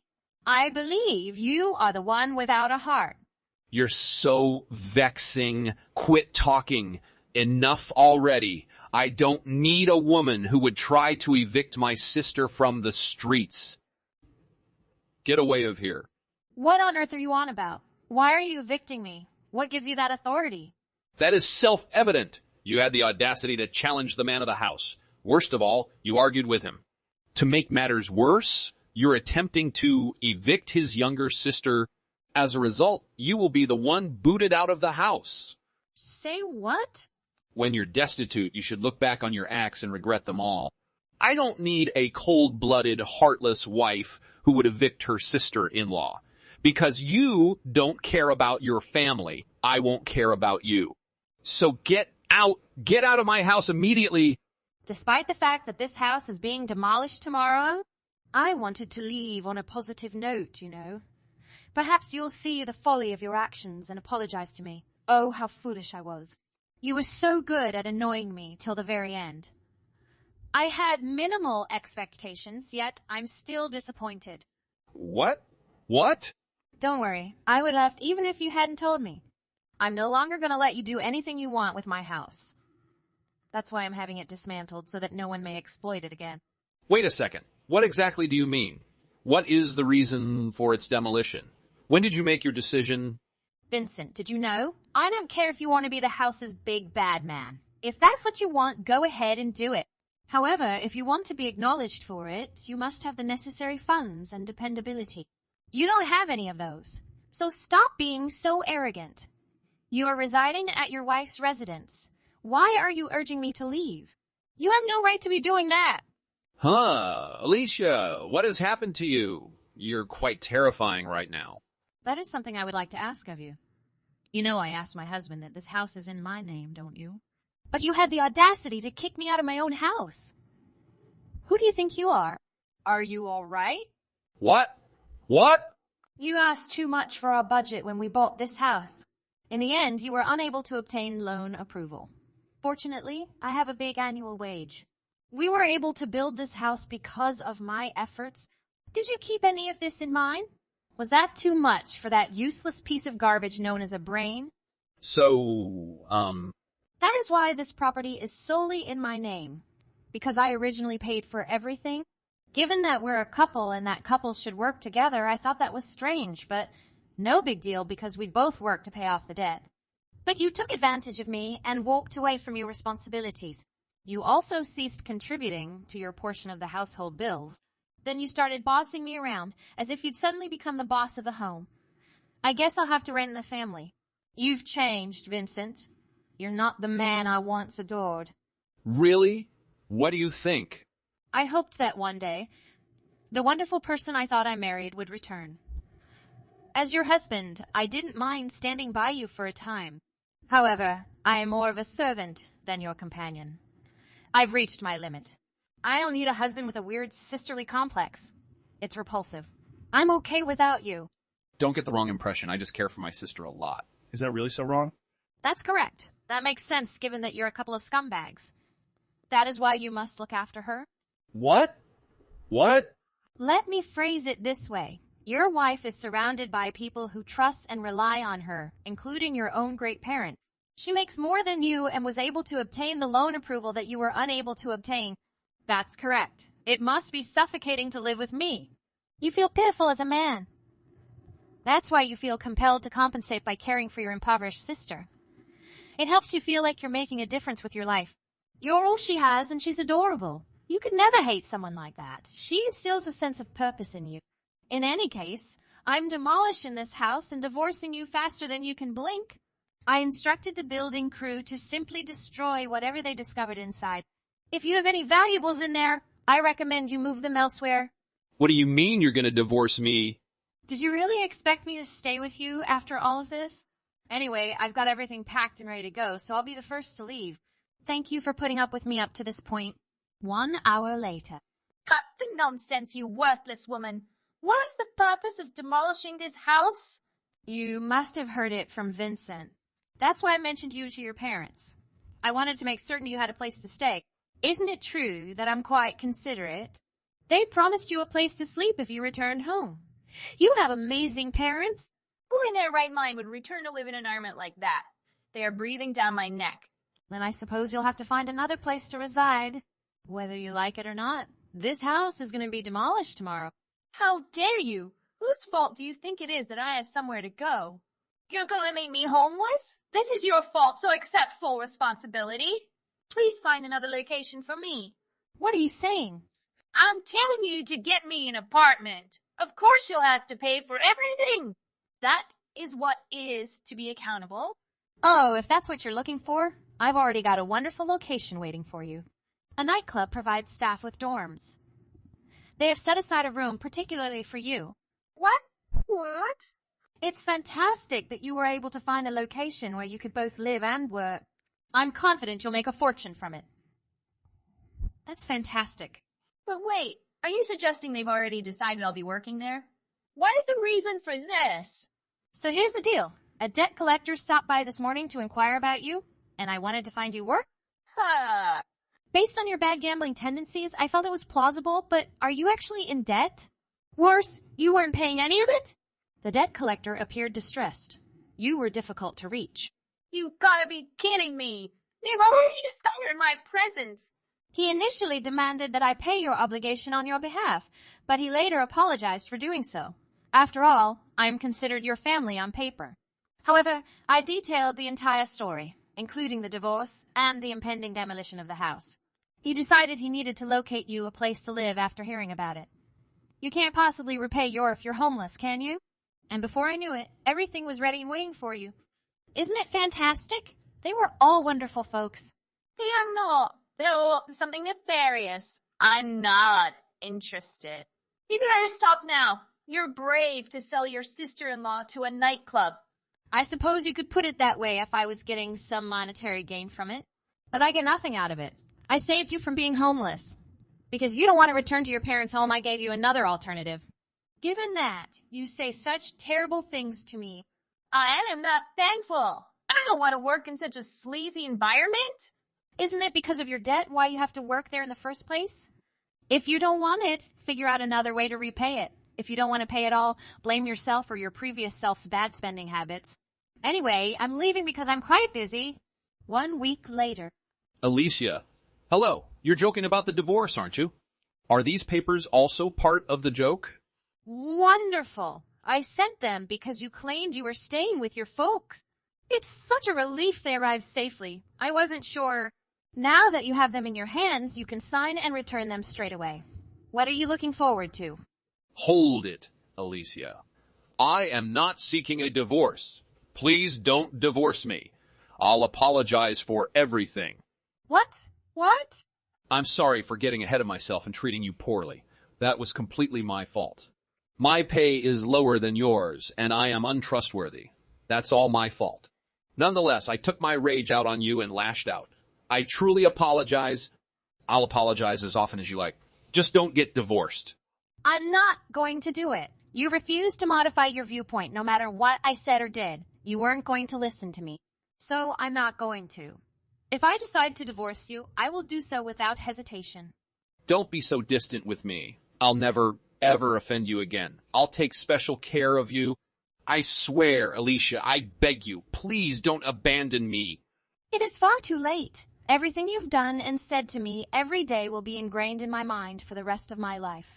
You can bet your bottom dollar that I'll be requesting alimony for all of this. What? Are you going to make me pay for it? Yes, it is correct. And you will. Your parents also given their approval. They told me I could charge you anything I wanted for my pains. You've truly let them down. No way. Anyway, I'll leave the divorce papers to you. If you don't send them by the end of the week, you'll be speaking with a lawyer and your parents soon. After that, Vincent did not, in the end, send out those documents that week.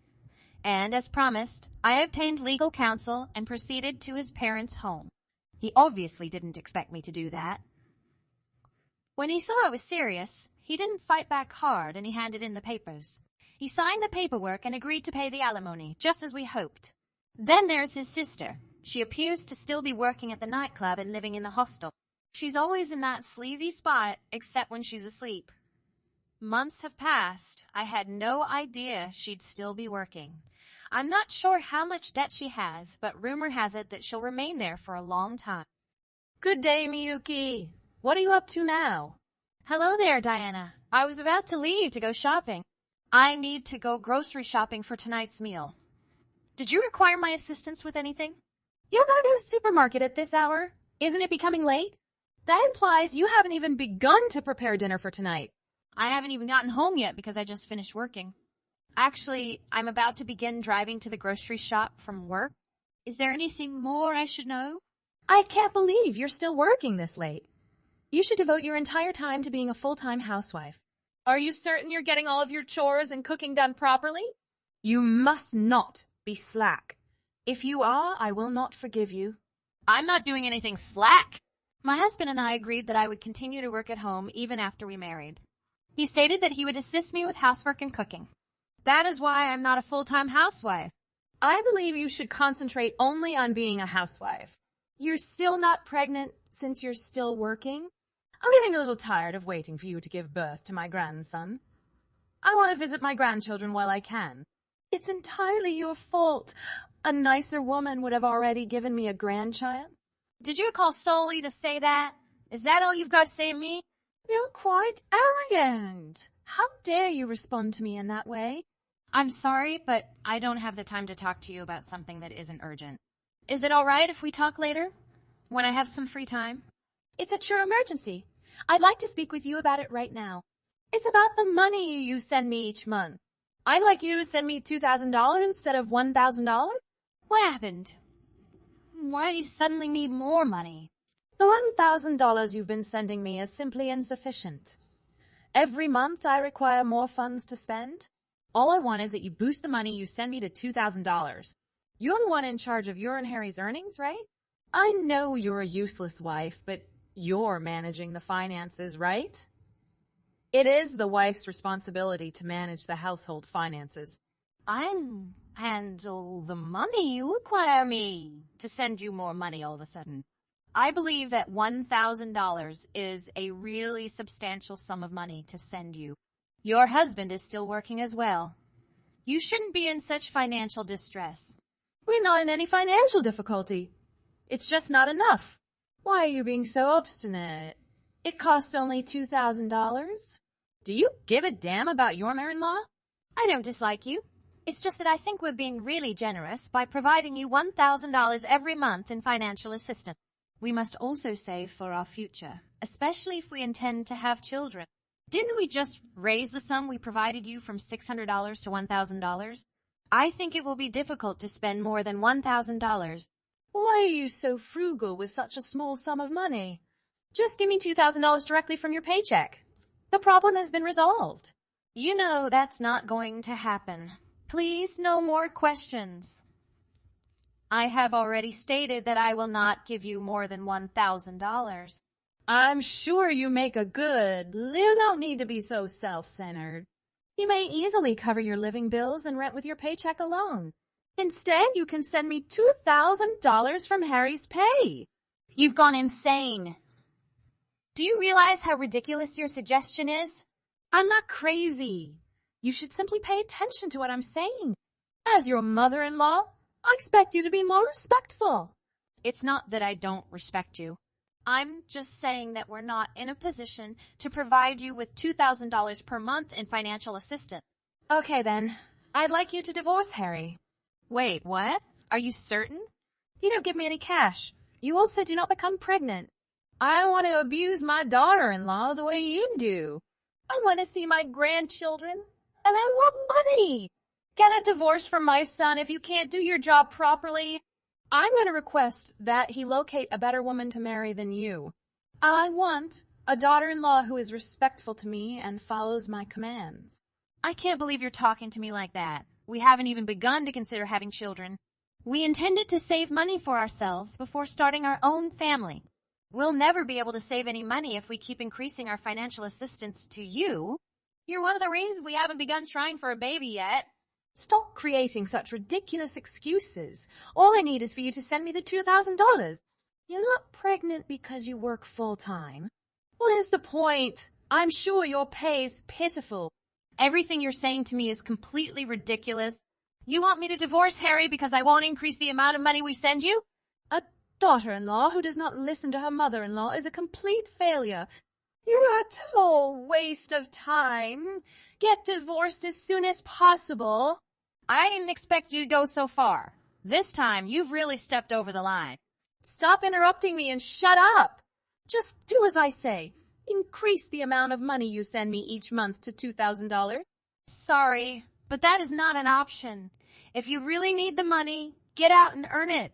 Stop being so cocky. You're not even making half of what Harry is. If you're not going to send me $2,000, seek a divorce right away. That's all. I've got enough of you mistreating me. I'm getting a divorce. Wait, what? What? Yes, I am serious. I'm going to go to Harry and ask for a divorce. Isn't this what you're looking for? You don't want me to be your in-law's daughter? What are you thinking? All you have to do is give me some additional cash. I can't believe you decided to get a divorce from him. I suppose you never really loved him in the first place. Please stop talking. I'm sick and weary of having to talk to you. What exactly did you say to me? What are you thinking? I'm your in-law's mom. Show me some respect. Don't be concerned. You won't be my mother-in-law for long. I just informed you I'm getting divorced because you told me to. I've had enough of you. I don't want to stay married if you continue to treat me like this. You're doing much too much harm to my mental health and bank account. I'd much rather be single once more. I'm going to divorce Harry. You're gonna be the one to explain why we're getting divorced. You'll have to admit that it was your fault. Are you serious about blaming me for everything? I'm not blaming you. This is completely your responsibility. I recently informed Harry that I intend to divorce him. You no longer need to be concerned about having me as your daughter-in-law. I'm packing my belongings and leaving right away. Good, never come back. That's what you get for defying me. I'm never gonna see your face again. 1 hour later. Mickey, what are you doing? Now's the time to pick up the phone. I need to speak with you. Are you paying attention? What do you expect of me? I don't want to hear any more of your slurs. I assumed you didn't want to see or speak with me again. Please stop phoning. I didn't want to talk to you. Just that Harry is furious with me. What makes him so upset with me? Are you stupid? Do you really have no idea why he's so upset? He's enraged because you forced us to divorce. It's not my fault. It's yours. This would not have happened if you had simply agreed to pay me $2,000 every month. In any case, the funds are all coming from Harry's income. I'm not sure why you were so frugal. You are, in fact, incorrect. All of the money we sent you came from my income. Is that correct? You must be deceiving me. I'm not deceiving you. Harry just started a new job. He does not make a lot of money. What do you mean? One of his pals asked him to help create a company. They're probably still in the planning stages. What exactly do you mean by this? I'm not getting it. It suggests he isn't yet receiving a regular paycheck. They are just getting started. He's still going through a rough patch.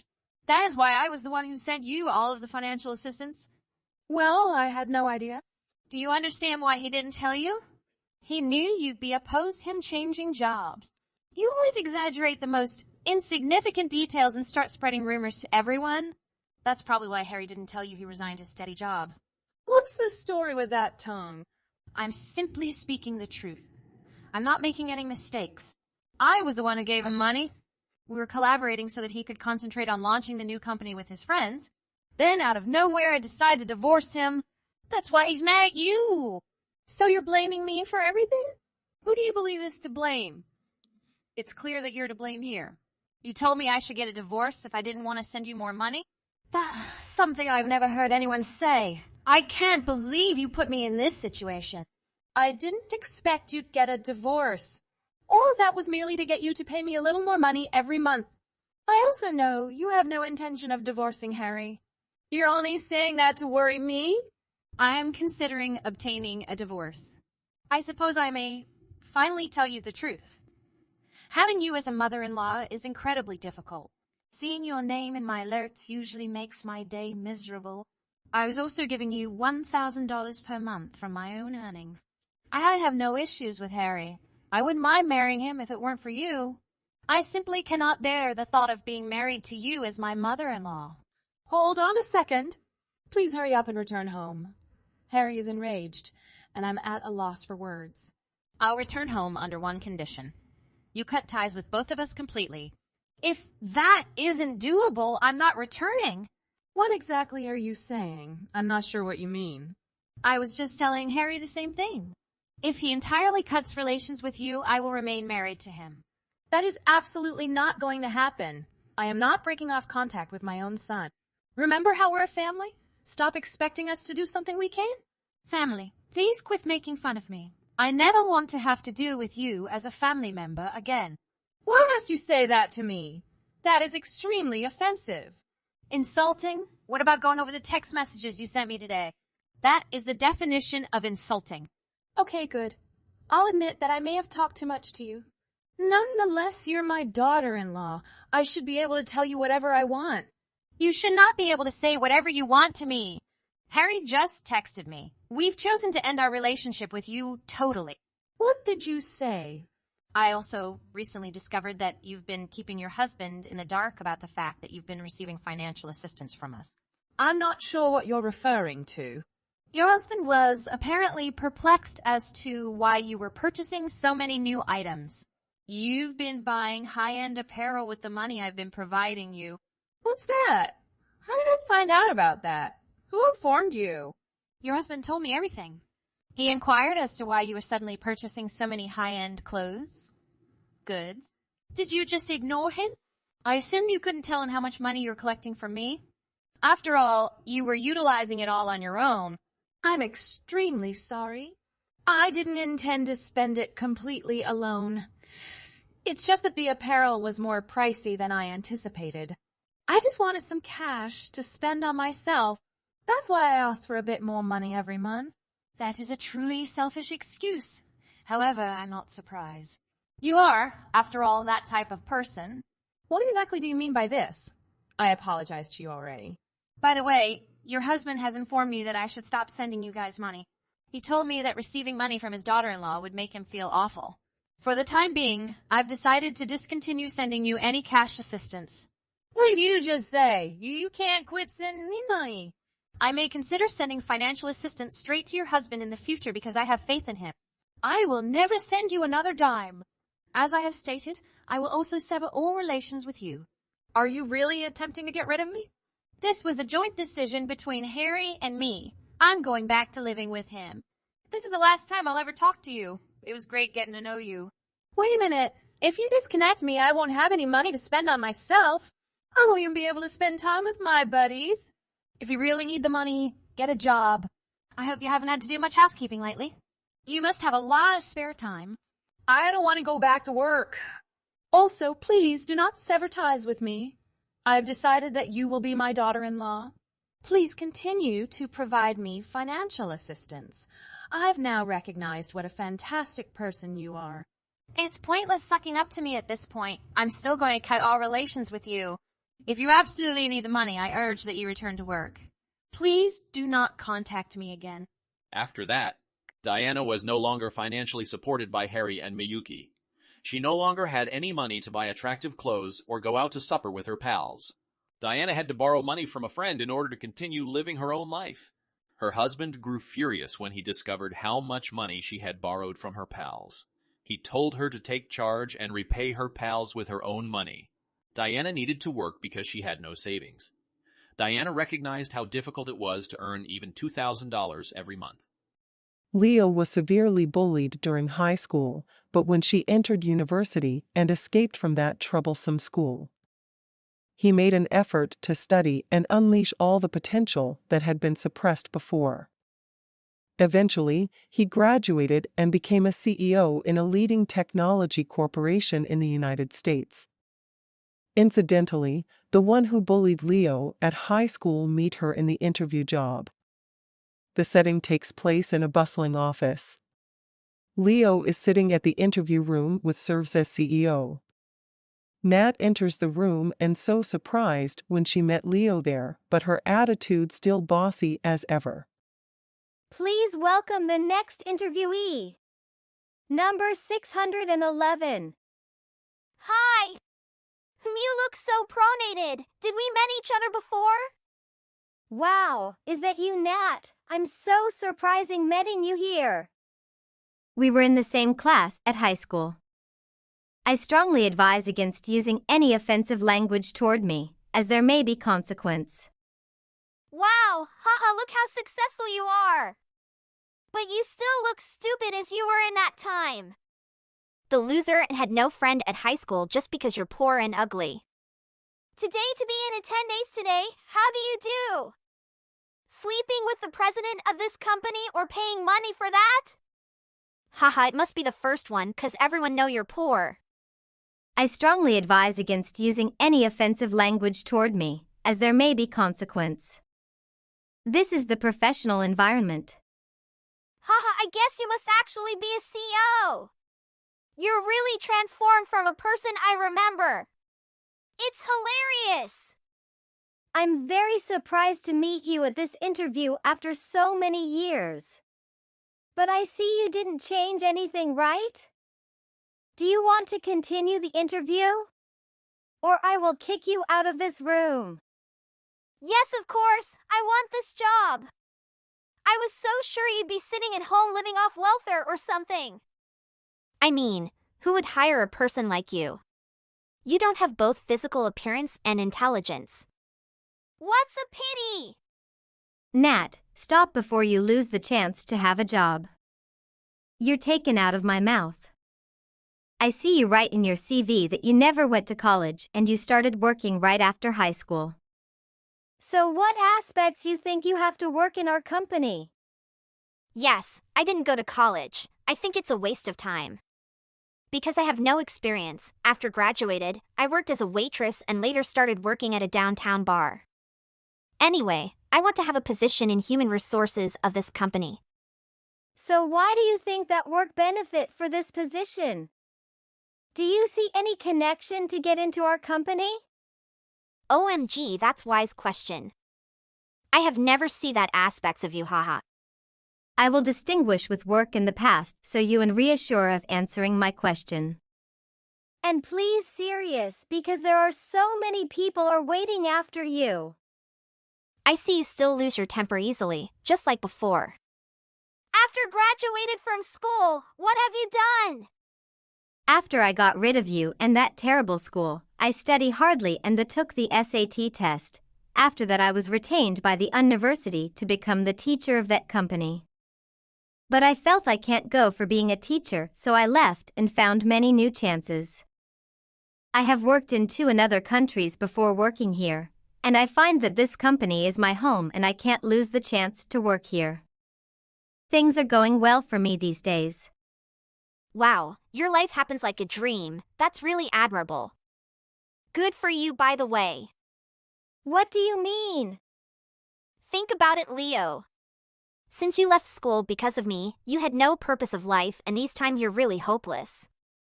And because of that, you have motivation and also greed. You got smarter and went to the university. So in a weird way, your current happiness is all thanks to me bullying you back then, right? I don't think you're right. I succeeded in spite of you, not because of you. You made me haunt by my student time. Perhaps that time must be the most beautiful time in one's life. You seem not have any guilty with the things you have done, not only with me, but also with so many students. Why should I feel guilty about it? Didn't you understand what I just said? You shall be thanking me. I see you only look at things from your own perspective, as per usual. You never change your mind. Our company is quite selective with new hires. They only accept individuals with the right qualification or those who were high achievers in university. Neither, but don't worry about it. As you said, I'm using my connections to get this job, so qualifications and all that doesn't matter. I sure am lucky to have met someone from this company. What do you mean? Having connections is one, but if you can meet our demand and can't present well at work, will be sacked of soon. Because it's not easy to join and long live in our workplace. You won. Be hired unless you seem like someone who can benefit the company, and the competition among new recruits is fierce. So what's really going on here?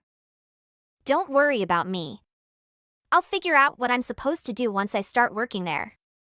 The interview seemed like the conversation between 2 friends than between an interviewer and interviewee. Besides, I already knew I was going to pass with flying colors, so I had nothing to worry about in the first. Why are you so confident anyway? If you make a bad impression, you won't get hired, you know. Why are you asking too much, Leo? There are so many ways to have position in this company. You know some important lesson about being a woman? Once you know how to play with a man's heart, life become a walk in the park. The truth is, those guys in human resources are more just regular customers, if you catch my drift. No one can resist my womanly charms. Once I found that out, I was able to blackmail him into getting me a job. Impressive, right? What? That's illegal, you know. You're so tolerant, my friend. You know, that the way the world works. Reality taught me a lesson that you should use anyway, even it's illegal, to climb a ladder. To have a good position this harvish society. There are boundaries in this world that you shouldn't cross, you know. And besides, if you entered the company that way and can't actually do the job, you're just going to get fired when people find out. You still take things way too seriously. This is cracking me up, haha. I still have my principles, unlike some other people. Did you develop these personality traits while you were in college? Please listen to me, Nat. It's just help you at the beginning, then everything come to zero. Your responsibility is implement your senior's command and lets me join the company. More importantly, if I do get into the company, will you be my coworker? No, I'd be your superior. You know I'm the one who decides you can go to work or not. Don't break the rule and prove your potential for me. Why you're so tailbearing? Moreover, I'm not taking orders from someone I bullied into dropping out of high school.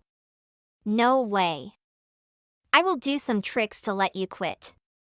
I made you quit school once, and I can make you quit your job. Don't make things worse, Nat. This is Leo. What do you want to say? If you call me to accept letting Nat working in our company with no experience and no skill in this term, you shouldn't tell me anything. And to make it clear, I will leave the company if you resist hiring that woman. Why do you have to reject that CV?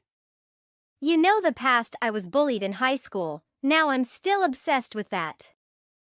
And do you know who bullied me? It's Nat. Yes, you didn't mishear Dawn, that's her. OMG, that terrible, I'm shocked.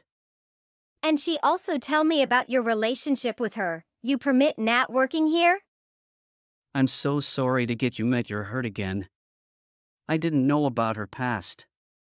I just see her as a friendly girl and she have many skill that are appreciate to this position.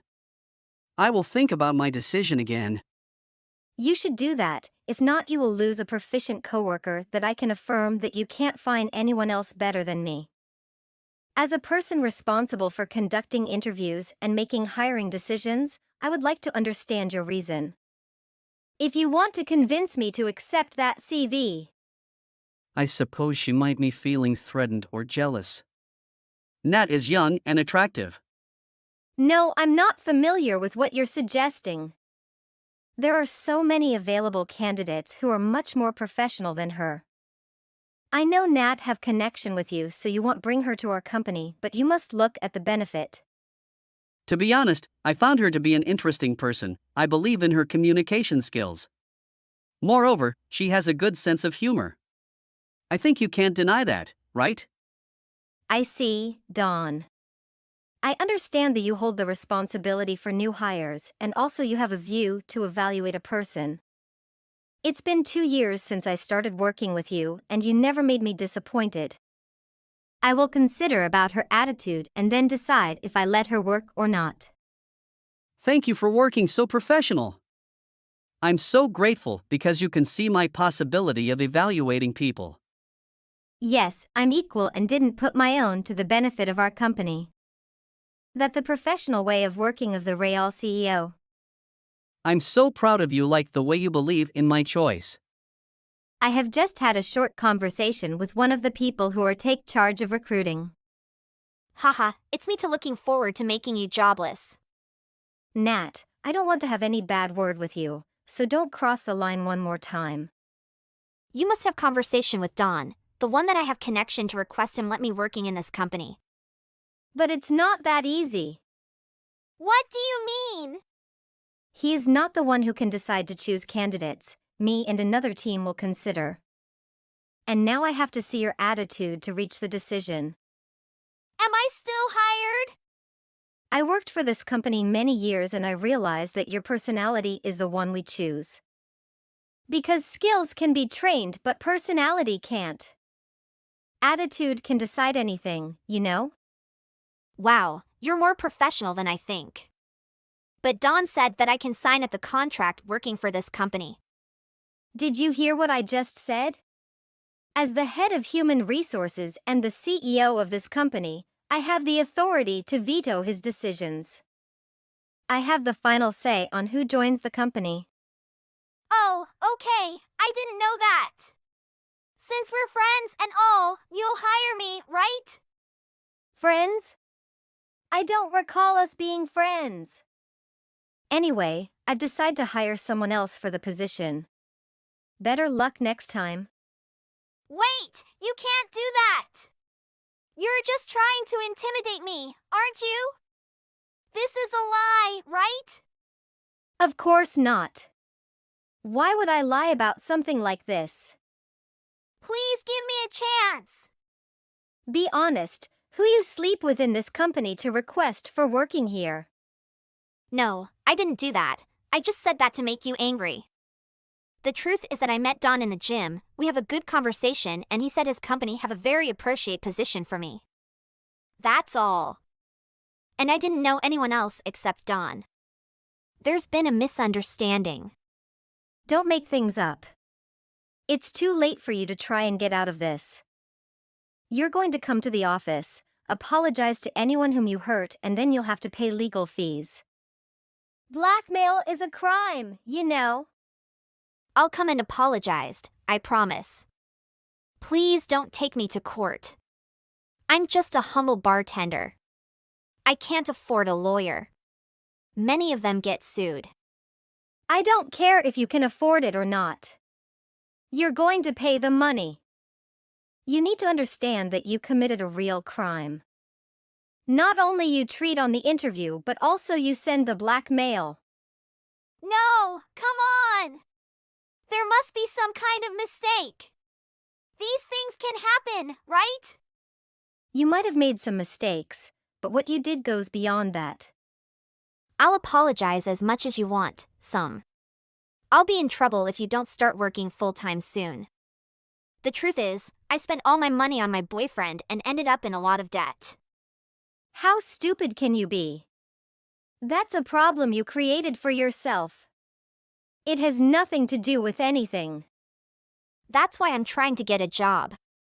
I heard your company pays well, so I thought I should ask Don to help me get a position here. What's a pity? Do you think that's the karma you have to suffer from because of the bad things you do in the past? I have hurted many people in both mental and physical health. I have nightmare about that problem and I want to apologize to everyone. Please, I don't know what I'm going to do if I don't get this job. I have a debt collection agency after me. This is very serious. But you still have to take charge of this. The bad things you bring to your friends is the injury that will follow them all their life. Yes, I know that. Leo, I owe you an apology. I was the terrible person in high school, and I deeply regret how I treated you. So why you act like you didn't change when you see me at first?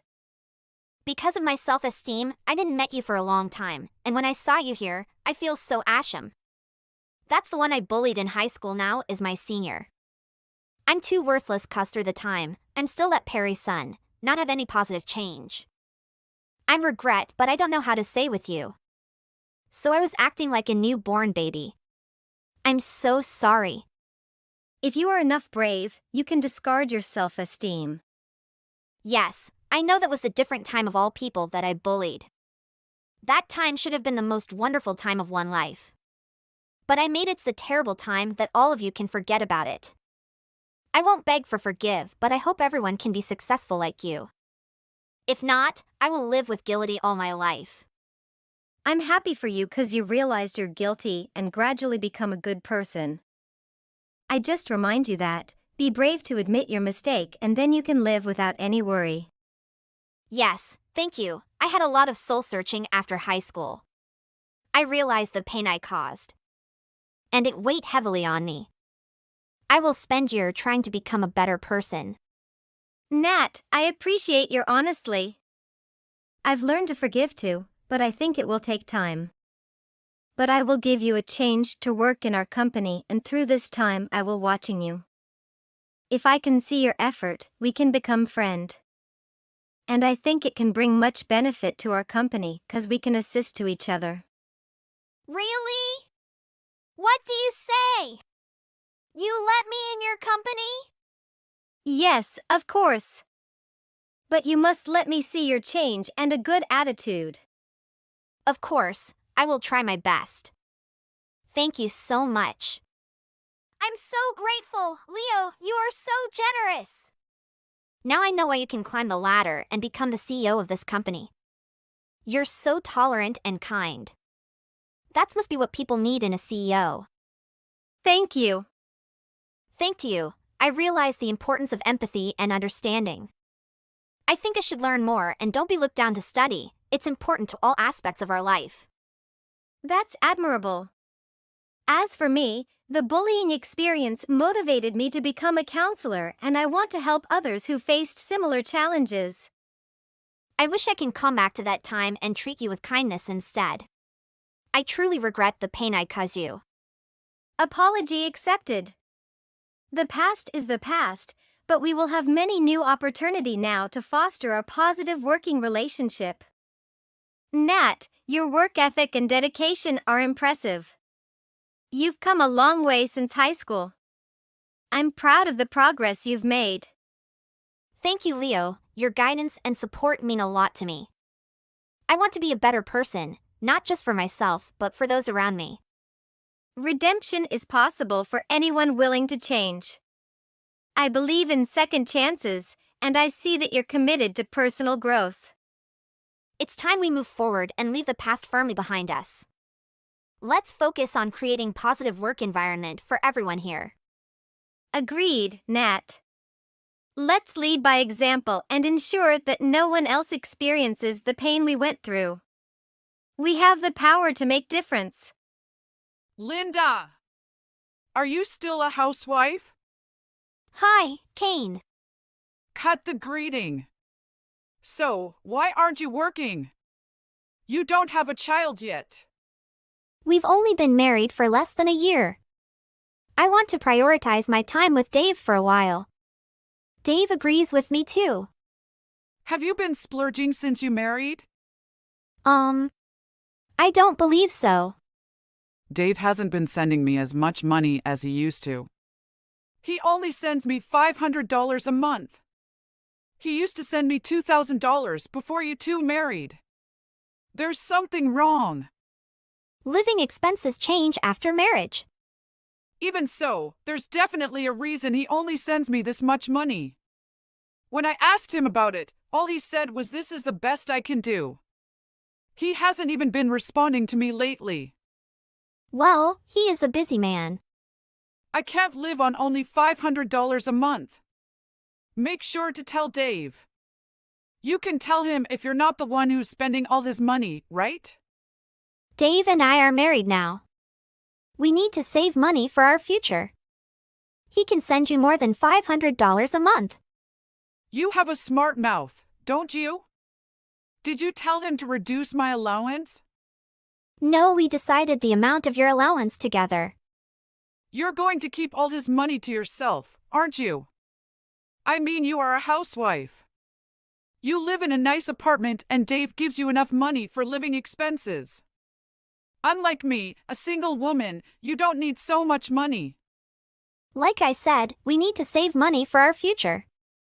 I'm not splurging or anything. Oh, really? Haven't you been getting on a high horse after marrying my son and becoming wealthy? My son is an elite businessman, whereas you were just a part-time worker who didn't even go to college. To cut down expenses and save money every month. I'm not a waste of getting money. If so, can't you send me more money? I hate to tell you this, but he managed to get a job at a big corporation because I paid his college tuition. He grew up to be an elite businessman because of me. I'm sure you played a big role in his success. But I know that he's also worked hard to get to where he is now. He was able to do well because of me, am I right? Besides, I don't accept you as his wife yet. I only allowed your marriage because he said he wouldn't marry anyone else. You know that, don't you? I do.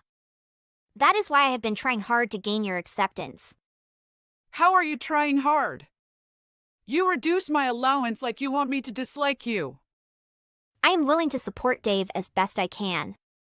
I believe that's my role as his wife. Do you think that's your only responsibility? You're Dave's wife and my daughter-in-law. Talk to him about my allowance again. Or I will have second thoughts about your marriage. I checked my allowance. You know why I'm texting you, right? To tell me the amount didn't go up? If you knew, why didn't you send me more money? Did you forget what I told you a few weeks ago? I did not forget. But I need you to understand that we have our own lives. Are you saying you don't care about my life? I believe you receive your pension. You also have an inheritance from your husband. The inheritance for my husband is too little to live on. That's why I've been asking Dave for an allowance. I have to lower my standard of living if he only gives me 1/4 of the allowance he used to. I felt like you've been spending too much money. Dave told me you used to go on a trip every month. Isn't that what you call splurging? I should be allowed to go on a trip once a month. Do you want to take away the last thread of my happiness? You have your own house. I'm sure you can go on a trip every few months if you cut expenses every month. Could you please at least try to reflect on your living expenses? I've tried, and it's still not enough. That's why I've been telling you to send me more money. I really can't get through to you. If Dave can send me more money, you should work. You said it was your role to support Dave. But it doesn't seem like you're doing your job. Why don't you get a part-time job, then? You're healthy enough to go on a trip every month, aren't you? Are you going to make your elderly mother-in-law work? What a horrible daughter-in-law you are. Who do you think you are, telling me what to do? You are just a part-time worker with no college degree. Does your extravagance have anything to do with the fact that I used to be a part-time worker? I'm done with you. I'll talk to Dave. I can get through to a parasite that leeches off my elite son. Dave said no more discussion was needed about your allowance. You can't persuade me. I will go to your apartment next weekend. There's nothing we can do even if you come here. I'm coming anyway. Make sure you have the rest of my allowance ready. I will not leave your apartment until you give me my money. Hey, Linda! Did you really move out of your apartment? You said you two don't live here anymore. Yes, it was hilarious that you actually went there. Who do you think you are, laughing at me? I told you I would go to your apartment. I told you there was nothing I could do even if you did. I also found out something. Why does Dave get only $200 of pocket money a month? He is a highly paid elite. I was right, Dave couldn't send me more money because of your extravagance. Kane, there is something else you should know. Dave's monthly salary is $700. He is not highly paid. Huh? What are you talking about? Dave works for a big company. There's no way he only earns $700 a month. He quit his job soon after we married. He quit his job after marriage? Then how do you two make a living? The monthly rent of your old apartment was over $1,000, wasn't it? I've been providing for us. I've had enough of your bullcrap. How can you provide? You quit your part-time job. Oh, I see. Are you Breaking Bad? No. I've been working at home. I was working at a restaurant at the time I met Dave. Because an acquaintance needed a hand. I worked my main job at home. I don't believe you. First of all, Dave would never quit his job at a big company. Plus, he didn't tell me anything about it. He was afraid to tell you. He was also stressed. What? Whenever he did something you didn't approve of, you would complain about it endlessly. He quit his job because of mental health issues of him. Talking to you would have been a burden on him. Talking to me would be a burden on him? I am his mother. I raised him into a first-class elite businessman. He owes me. You've exploited his vulnerability and taken money from him. He made an effort and studied hard to get into the top university and get a good job. He told me he paid his tuition with a scholarship and the money he earned working part-time jobs. You shouldn't take all the credit. He grew up to be a successful man because I'm his mother. I don't like judging people based on if they're successful or not. Dave seemed like a successful man to you. But his mental state was broken. He was mentally ill. He looks way happier now that he works a part-time job and does the housework. My son is working a part-time job? Yes, that's why his monthly salary is $700. He keeps $200 for himself and sends you $500. See? It adds up. It can't be. My son earns only $700 a month? Stop joking! I'm not joking. I can't believe that you provide for the family. Or that Dave quit his job because of mental illness and is working a part-time job. I can't believe any of this. You made it all up just to avoid sending me money. I just told you the truth. Dave has been feeling better lately. So I decided to tell you everything. Back off, you psycho! Just let me talk to Dave. I thought you texted me first. Don't trip me up. Let me talk to my son. Dave and I decided not to be involved with you ever again. So you will never see him. Huh? We won't send you any money anymore. We won't help you again. We finally made the decision together and Dave made up his mind. Please leave him alone. You're not sending me money anymore. That's unacceptable. I won't let you have your way. I will have my son back. Prepare yourself for a divorce and regret what you've done. Linda? I'm waiting for your reply. Please. I have something to tell you. This will be the last time, so please listen to me. Yes? Oh, good. Dave didn't pick up my call, so I thought you wouldn't reply to me either. Thank you for replying to me. I will change my number soon. I don't know if that's necessary. I don't like that you know my number. So, what did you want to tell me? Linda. I'm sorry for everything. I contacted you to apologize. What happened? Your attitude is different compared to yesterday. I just called the company Dave used to work. For they told me he quit a few months ago. I see. I realized that you were telling me the truth. I'm sorry I said hurtful things to you. I didn't know that you've been supporting Dave. That's okay. I wasn't expecting your apology. I won't ask you for more than to reflect on yourself from now on. About my allowance. Are you really not going to send me money from next month? No. Can you please think about it again? $500 is enough. Did you really reflect on yourself? You receive enough pension to make a living, don't you? To be honest, I borrowed some money from loan sharks. So I can't live on my pension. And you had an inheritance from your husband. That is all you're doing. You're right, but please. Please give me allowances for 3 more years. I'm sure you can earn $500 every month if you work. My back candies have been getting weak lately. I have trouble going outside. You went to our old apartment just yesterday, didn't you? I got a cab. That's why you can't save money. I won't get a cab as much as possible. I will also cut expenses. So would you please continue to send me money? Dave has already given you enough money.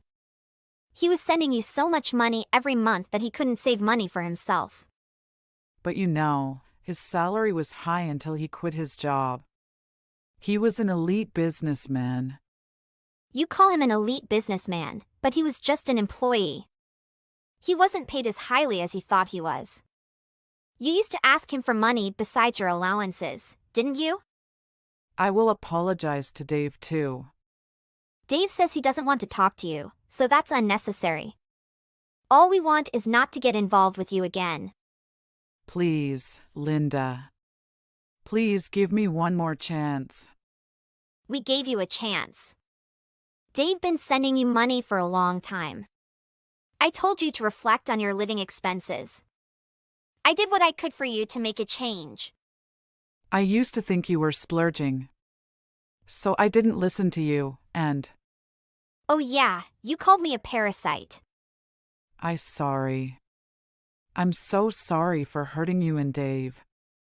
I will never do it again. So please don't stop sending me money for a while. It's too late now. As it turns out, you're the one leeching off Dave. Stay out of our lives and regret what you've done for the rest of your life. I can't get through to a parasite that leeches off my husband. I haven't been in touch with my mother-in-law since then. To be more precise, she doesn't have the means to contact me since I changed my number. My husband and I are relieved to have finally broken up relations with her. My mother-in-law's words tortured my husband. Growing up, he had a harshly disciplined upbringing and was pressured to work for a big company. Since he became an adult, his mother had taken all the credit for his success and exploited him. He wanted to break off relations with her for a while. But it was difficult to get over the brainwashing he had had since childhood. Since he had mental health issues caused by work and started receiving counseling sessions, he started to recover and wanted to face the issues with his mother. He managed to tell her everything and broke off relations with her. He is finally free from her. It is clear that my mother-in-law will be in financial difficulties. But she is the one to blame. The place my husband and I moved to has no relation to her whatsoever. My husband quit his part-time job upon moving and has been helping me work from home. He also does the housework. He couldn't even do the choice when he was ill, so I'm very happy about his recovery. We will keep on supporting each other and to build a happy family. Hey Mom, got a sec?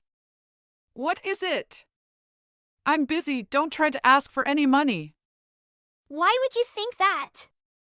I haven't even said anything yet. Ever since you left the house, I haven't heard from you. It's been years.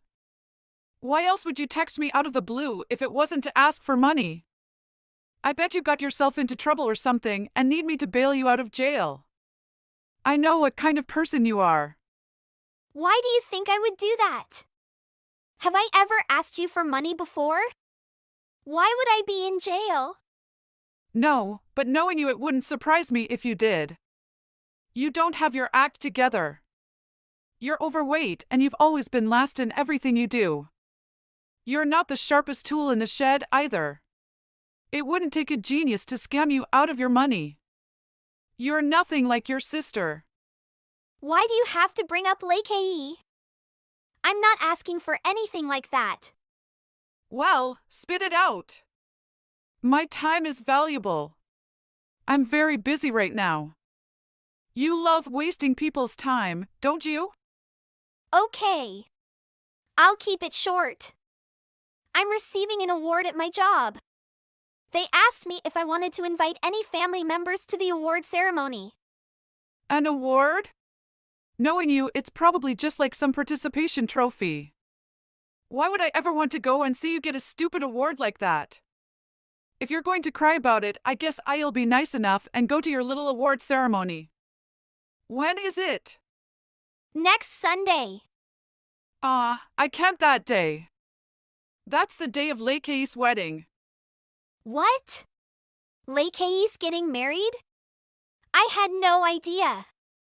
Yes. No one told you. You didn't want to come, did you? We weren't planning on inviting you. What? Unlike your gorgeous sister, you, on the other hand, are a monstrosity. If we invited a beast like you to the wedding, everyone would question the purity of our family genes. Lake AE's husband is the CEO of a huge IT tech firm. He's a total stud, too. Luckily, I passed down my good looks to Lake AE, so she was able to marry a total hunk like that guy. So if we have some homely monster walking through the door, it would totally ruin the atmosphere of the wedding. Even Dad said that ugly freak better not come to the wedding.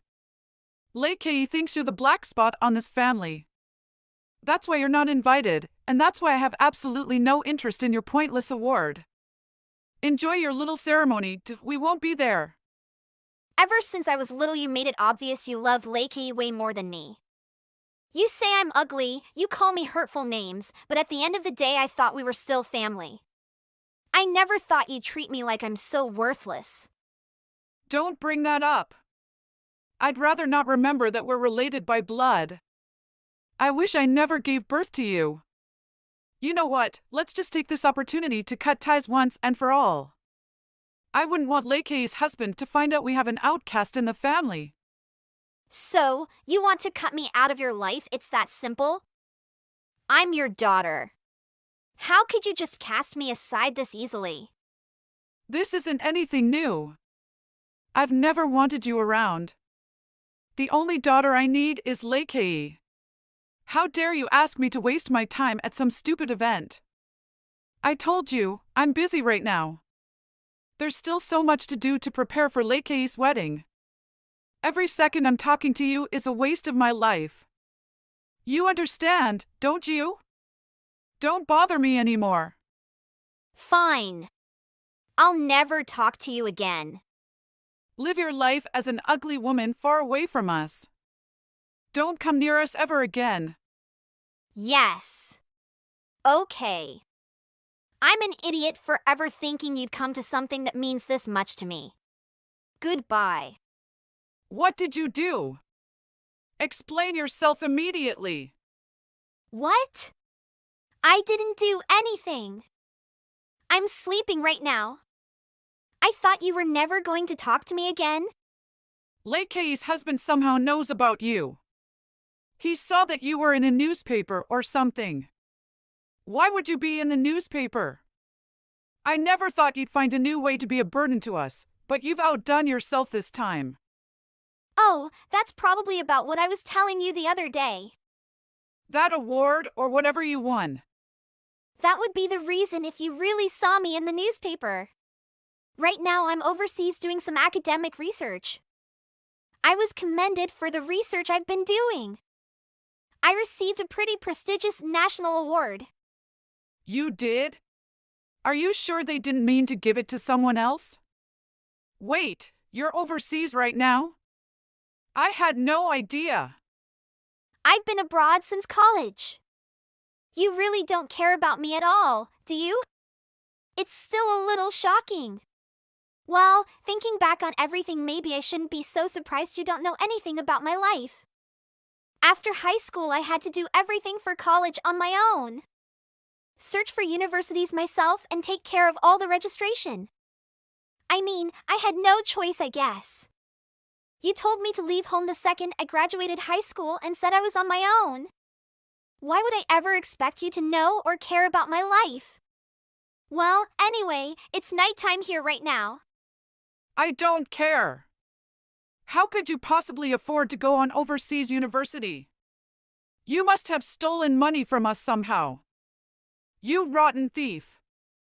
What? I had scholarships.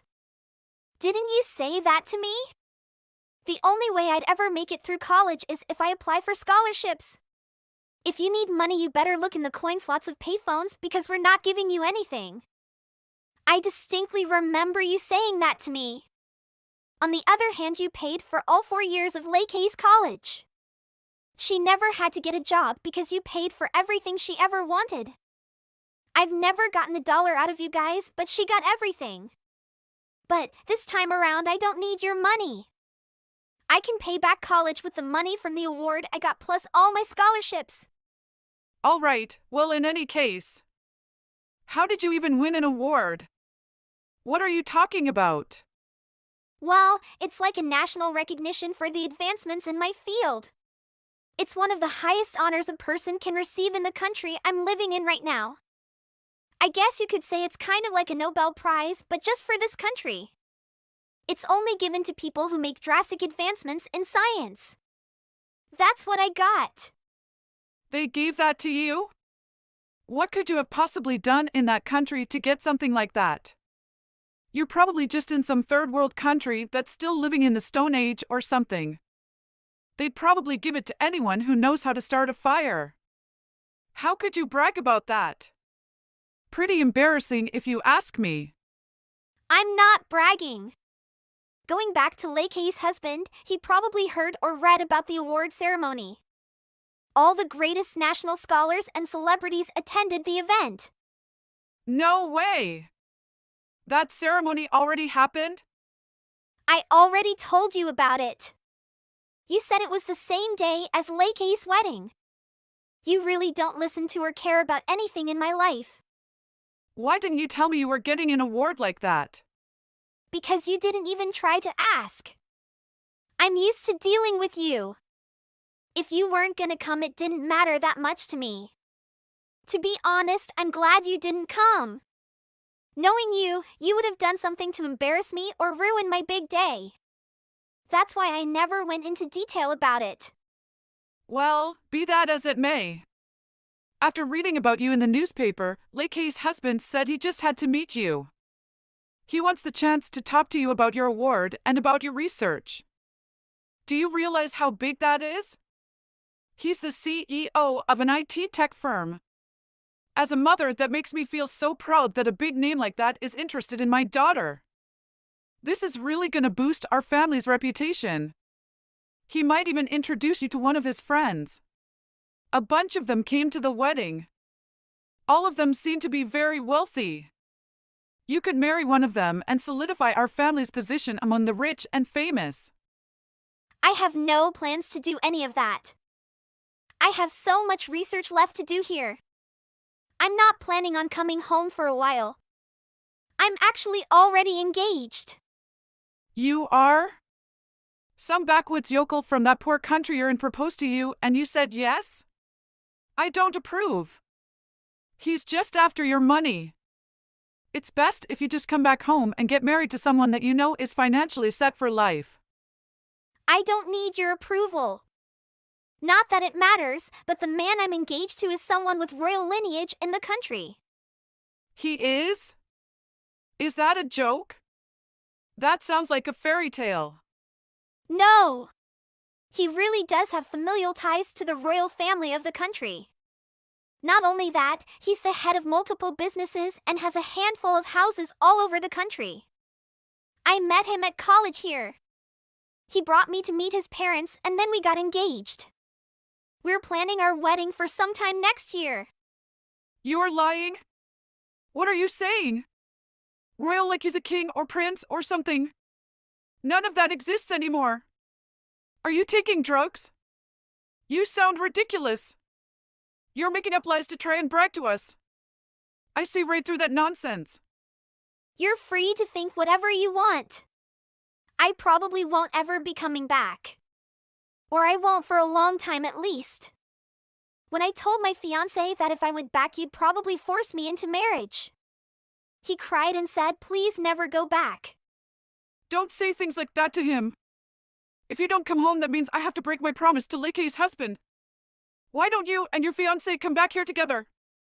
You know that as your mother, I have to make sure that man is a good match for you. Mother?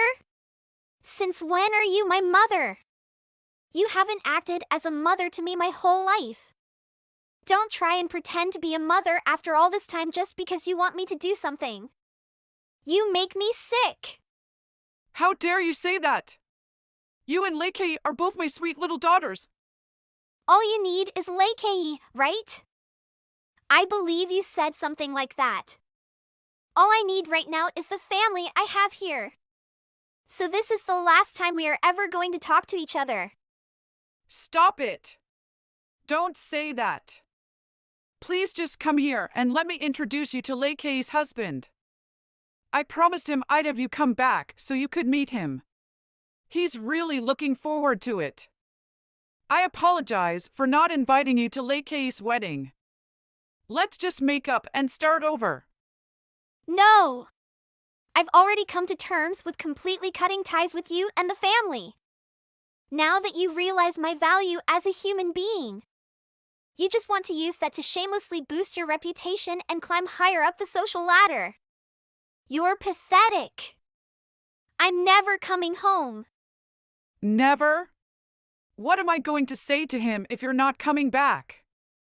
He's looking forward to talking with you. He'll look at me like I'm a liar if you don't come back like I said you would. Are you trying to embarrass me? Not my problem. I didn't make you promise anything. You embarrassed yourself. Oh, by the way, I have a message for Lakei. Tell her I saw the pictures of her and her ex-boyfriend together on her secret Instagram account. Tell her I said that hotel they both stayed at a few days before the wedding looked really nice. That's not true. Tell me what that's supposed to mean. Daisy, tell me. Why don't you ask her? Anyway, goodbye forever.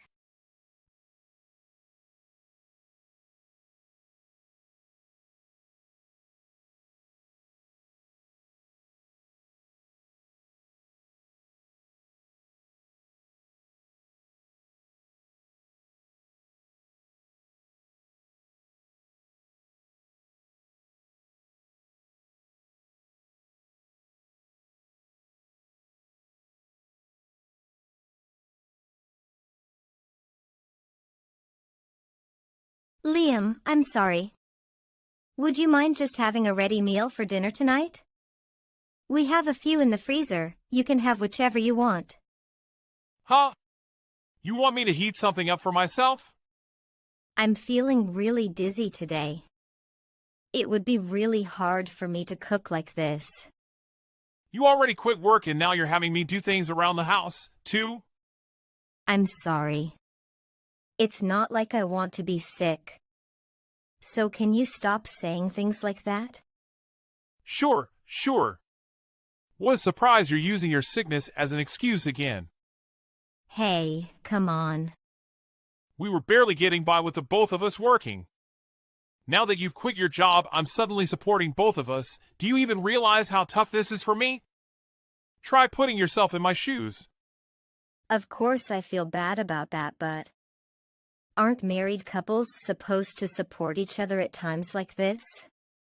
In sickness and in health, remember? Besides, the reason we were barely scraping by, even back then, was because of all the money you wasted. Hey, all the money I spend is for work. Since you're just a woman, you might not understand, but men need to socialize and network to get ahead in the workplace. We're even judged by what we were, so of course I'm going to need to buy clothes once in a while too. Still, I don't bend as much as you do. Isn't everyone around you making the same salary anyway? The clients obviously aren't. You have no idea what you're talking about, so don't talk to me about my work. Besides, you're not even working, right? You're living on my salary. Do you understand? Yes, I understand. So could you stop nagging me? Also, if you want to cut your spending so bad, why don't you start with yourself? Yes, I understand. And it's not like I'm buying new clothes every month, like you do. But you eat 3 times a day, don't you? Huh? Yes. Even though you don't work and basically sleep all day? You think someone like that should be eating so much. From now on, how about you just eat my leftovers? That way our food budget can be cut in half, too. Wait. Are you being serious? You want us to save money, don't you? Besides, you don't even do anything all day. How hungry can you possibly get? I'm still alive. Of course I get hungry. Maybe I don't need to eat as much as when I was working, but when I'm not feeling too bad, I still do all the housework. Whatever. Try living as a food disposal unit for a while. You might even like it. We'll definitely save money that way. If you want me to save money so bad, you should show me how it's done. I understand. But do you even realize how horrible you're being to me? I can't believe how suddenly you changed since I got sick and stopped working. Was I nothing but another source of income to you? Huh? This is your own fault. You're the one who was talking about saving money. You know whose fault it is that we have less money? This is all because of you getting sick, isn't it? I'm sorry. I get it already. It's all my fault. This is all because of you getting sick, isn't it? Just don't forget, it's my hard work keeping the lights on. So you have no right to complain to me. Liam, can I ask you for something? I have a hospital appointment tomorrow, So could you give me $100 when you get home? What? At $100? I don't think it'll be that expensive, but it's better to be on the safe side.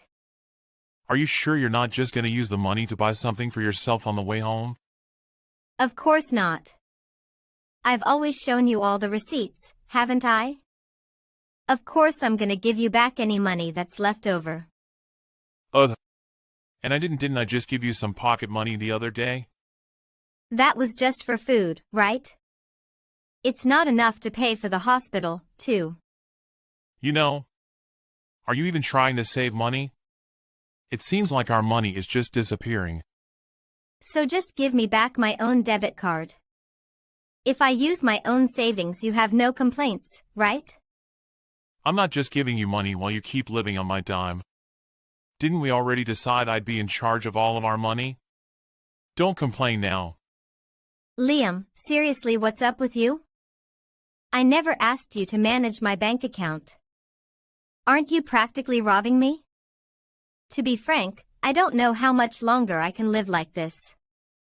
I've been thinking of moving back to my parents' house, so I can focus on getting better. What? What are you talking about? After all I've done for you, this is how you repay me? I'm thankful for you supporting me.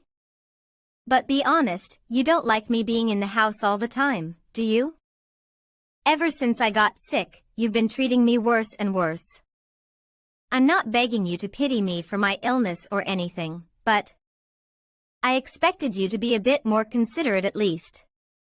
If I wasn't being considerate, I'd have kicked you to the curb a long time ago. Day after day, staying cooped up in the house with a miserable look on your face. I let you live there all this time, completely free. I've just been eating leftovers every day. And to save money, I don't even use the heating. All while you've been drinking and coming home late pretty much every single day. So what? I told you, I have to drink with a lot of people for work. Plus my boss was replaced by some woman, so I'm more stressed than ever. She's been flooding me with work. You're flooded with work, yet you're still going drinking every day. If you have that much money to spare, we could be living so much more comfortably. Why should I have to save money for your sake? It's my own money I'm spending, right? Who are you to complain? I'm the one working. Yeah, I understand that. You really don't get it. Right. I've decided.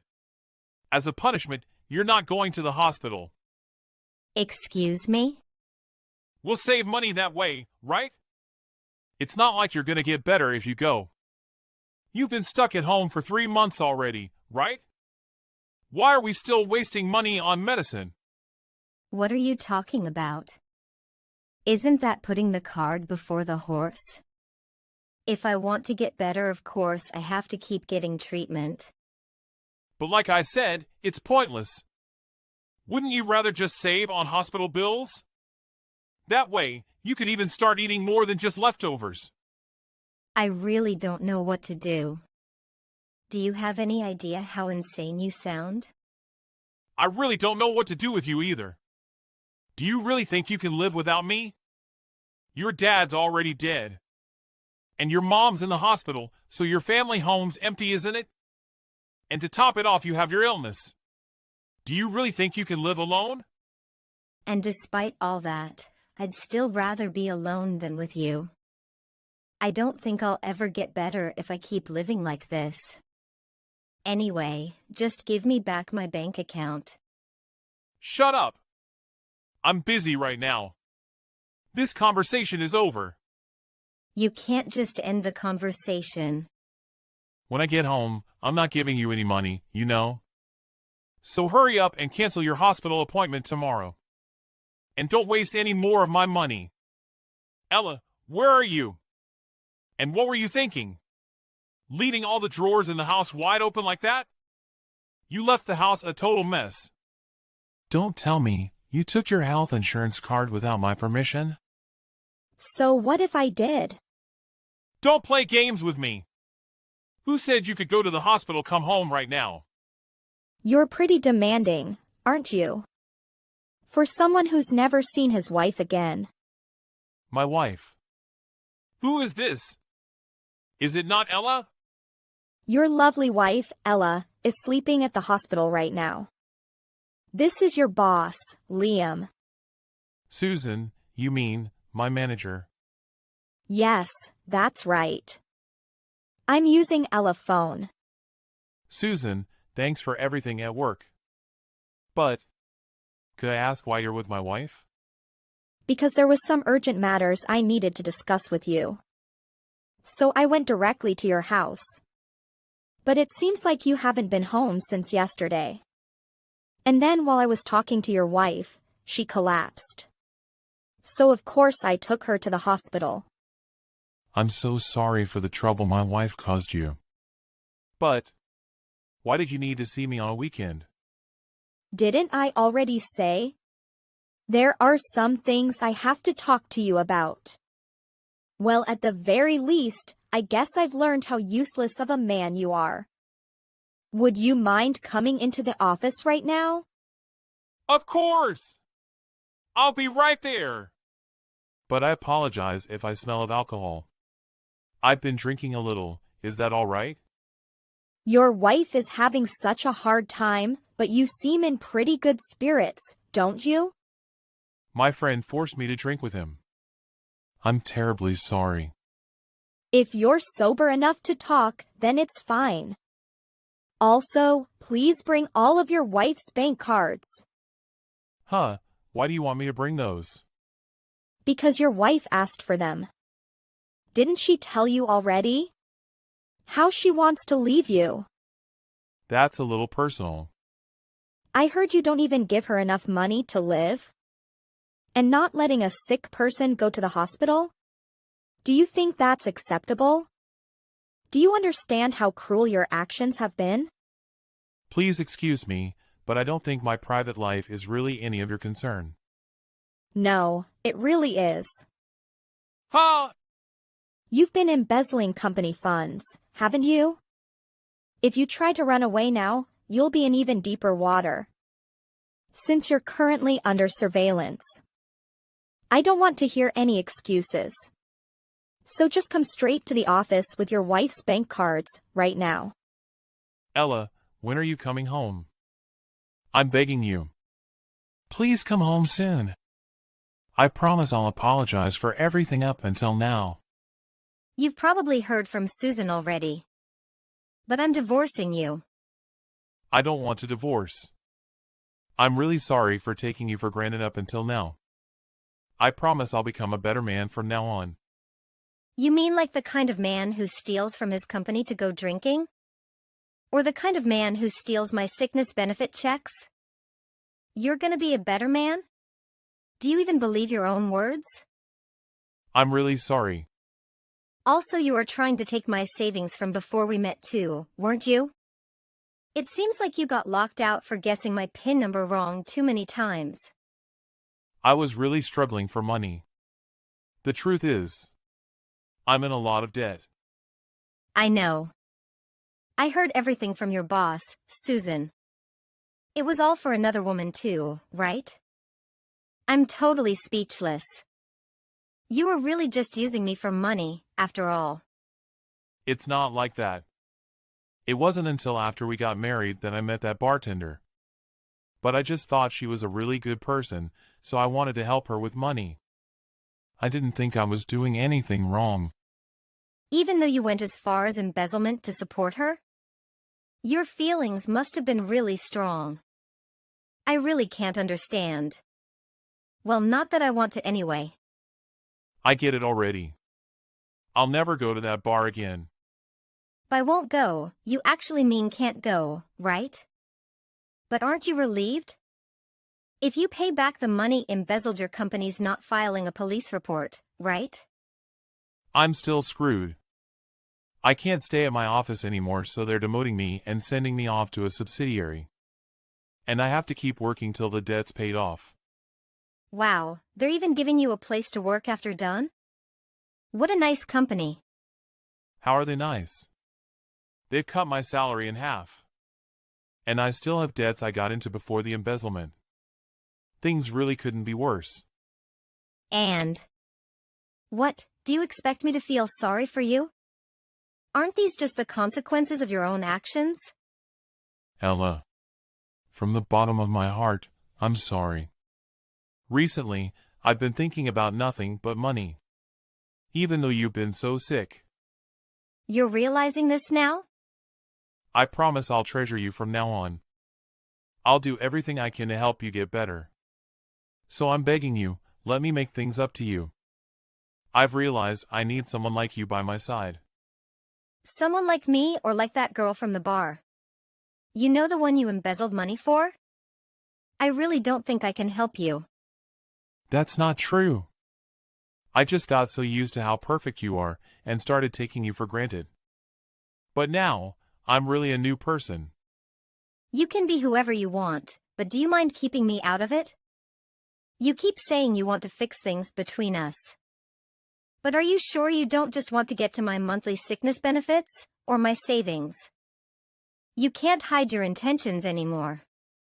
I said it's not like that. You've got to believe me. I promise, I've changed. Without you by my side, I don't know what I'll do. I really don't care about what trash like you does. Huh! Making his sick wife eat his leftovers every day. And even stopping her from going to the hospital. Do you think anyone would want to make things up with a guy like that? Have you already forgotten everything you did? Even when we were both working, you left all the housework to me. And still, as soon as I became sick, you turned on me. I really never want to see your face again.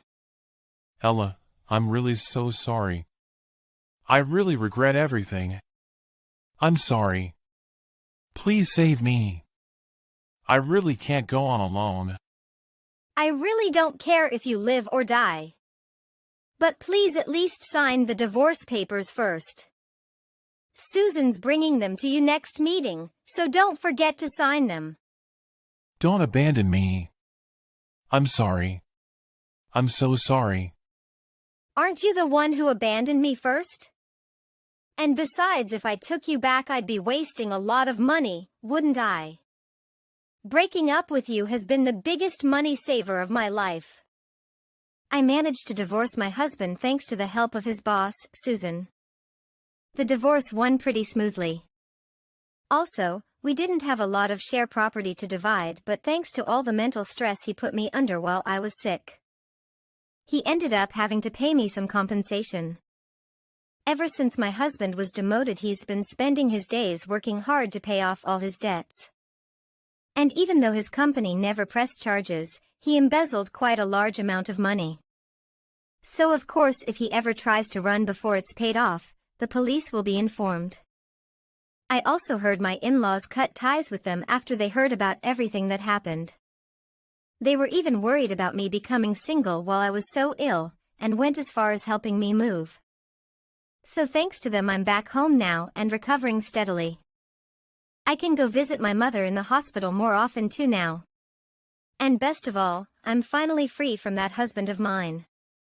I really feel like my sickness is finally making a turn for the better. I even get the occasional call from Liam's parents and his old boss, Susan. I'm truly grateful I've been able to meet so many wonderful people who genuinely care about me. For now, I'm gonna keep focusing on getting better, in hopes of paying back their kindness as soon as I can.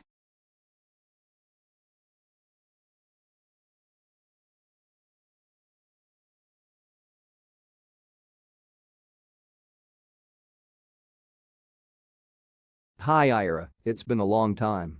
Dad? Is it really you? It's been 10 years since we last spoke. Yes, it's me. I know it's been a long time, and I'm sorry for that. Why are you contacting me now? After all this time? I know I've made a mistake. I've realized that I hurt you and the rest of the family by leaving and committing adultery. I want to make things right. I don't know what to say. I can't believe you're apologizing after all this time. I understand that it might be hard for you to forgive me, but I want to try to make things right. I miss you and I want to have a relationship with you. I don't don't know if I'm ready for that yet, but I appreciate that you're trying to make amends. I understand. I just want you to know that I'm here and I want to be a part of your life again. It's going to take time for me to process all of this, but I'm glad that you're acknowledging your mistake and trying to make things right. Thank you, Ira. I'll give you space and time to think about everything, but please know that I'm here whenever you're ready. Okay, thanks for understanding. Hey Lena, guess what? Dad texted me out of the blue and he wants to talk to me. What?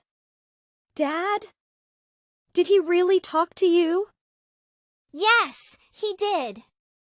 He said he wants to make amends for his past mistakes. I can't believe this. After all these years, he suddenly decides to reach out to you. Why now? I don't know, maybe he realized his mistake and wants to make things right. Don't be too naive, Ira. You know how he abandoned us and Mom. He doesn't deserve our trust or forgiveness. I understand that, Lena. But I also feel that it's worth giving him a chance. People can change and he seems sincere in his apology. I'm just worried that he might hurt you again. Please be careful, Ira. He said he was sorry for what he did in the past, Lena. He wants to talk to me and make amends. Sorry doesn't mean anything, Ira. Dad abandoned us for years and cheated on Mom. He doesn't deserve your forgiveness so easily. I know, Lena, but people can change. Maybe he's really sorry and wants to make things right. Don't be too naive, Ira. You can talk to him if you want, but be careful. He may have other intentions. I understand your concern, Lena. But I think I should give him a chance to explain himself. It's been years and I need closure. It's your decision, Ira. Just don't expect too much from him. He hurt us in the past, and it's not easy to forget that. I know that Dad hurt us in the past, but what if he really wants to make things right now? I understand that you want to believe that, but you have to be careful. Dad has a history of making promises and not keeping them. He abandoned us and committed adultery. It's not something that can be easily forgiven. I know, but people can change. Maybe he's realized his mistakes and wants to make amends. Maybe he has, but you have to be cautious. Don't get your hopes up too high, Ira. You don't want to be disappointed again. I'll keep that in mind, Lena. But I don't want to completely shut him out either. I want to give him a chance to talk to me. That's understandable, Ira. It's ultimately up to you. Just don't be too shocked if his intentions aren't as pure as he says they are.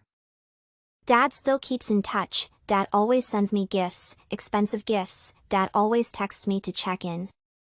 Recently, however, Dad keeps saying that his health is not good.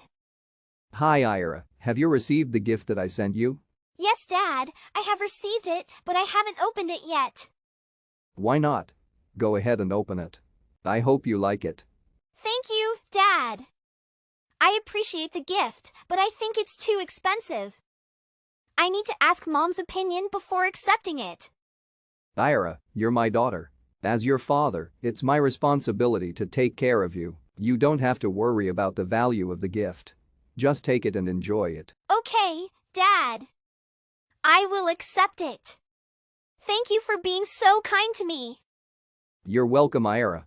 I just want to make things right and mend our relationship. Speaking of relationships, why didn't you and Lena contact each other? Well, Lena is still holding a grudge against me for my past mistakes. She doesn't want to forgive me, so she refused to contact me. I see. It's sad that she's still holding on to the past. I hope she can find it in her heart to forgive you one day. Yes, I hope so too. But for now, I'm just happy that you and I can communicate and have a good relationship. Actually, Dad's health hasn't been good lately. Oh no, Dad.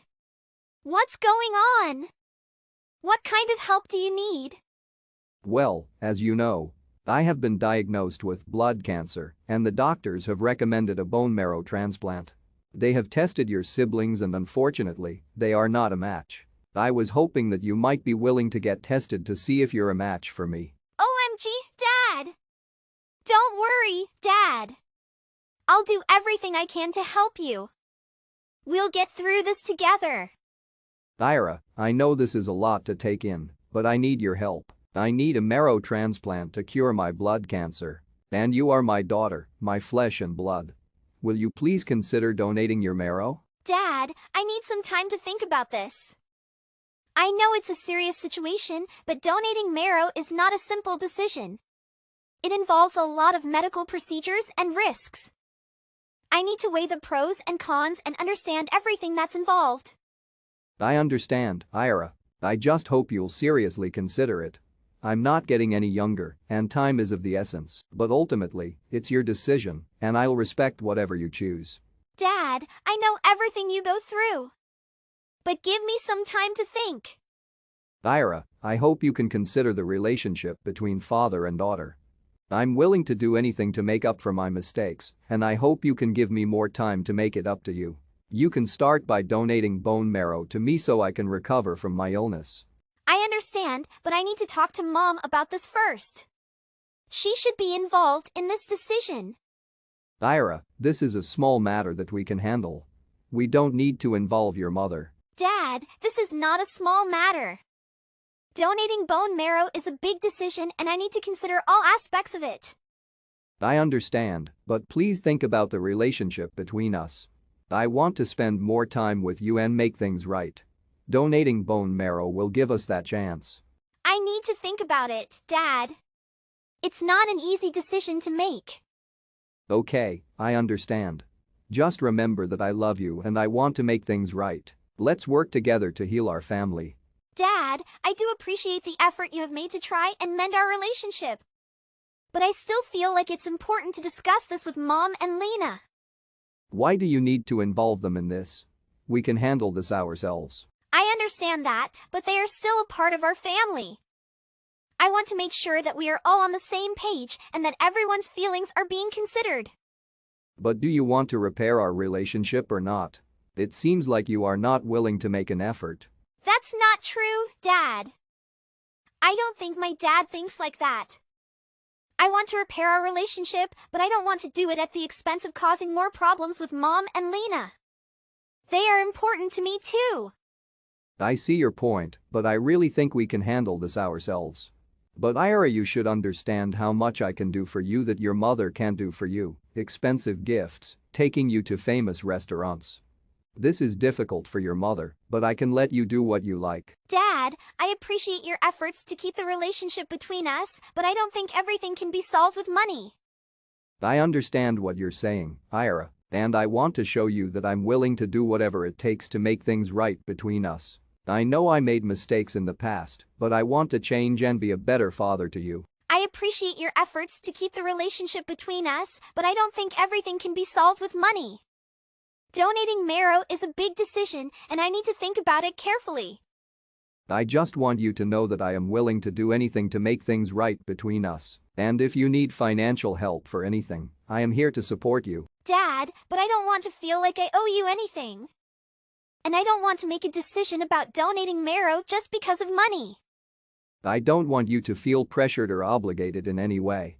I just hope you can see that I am trying to make things right and that I want to be a part of your life. I know you are, Dad.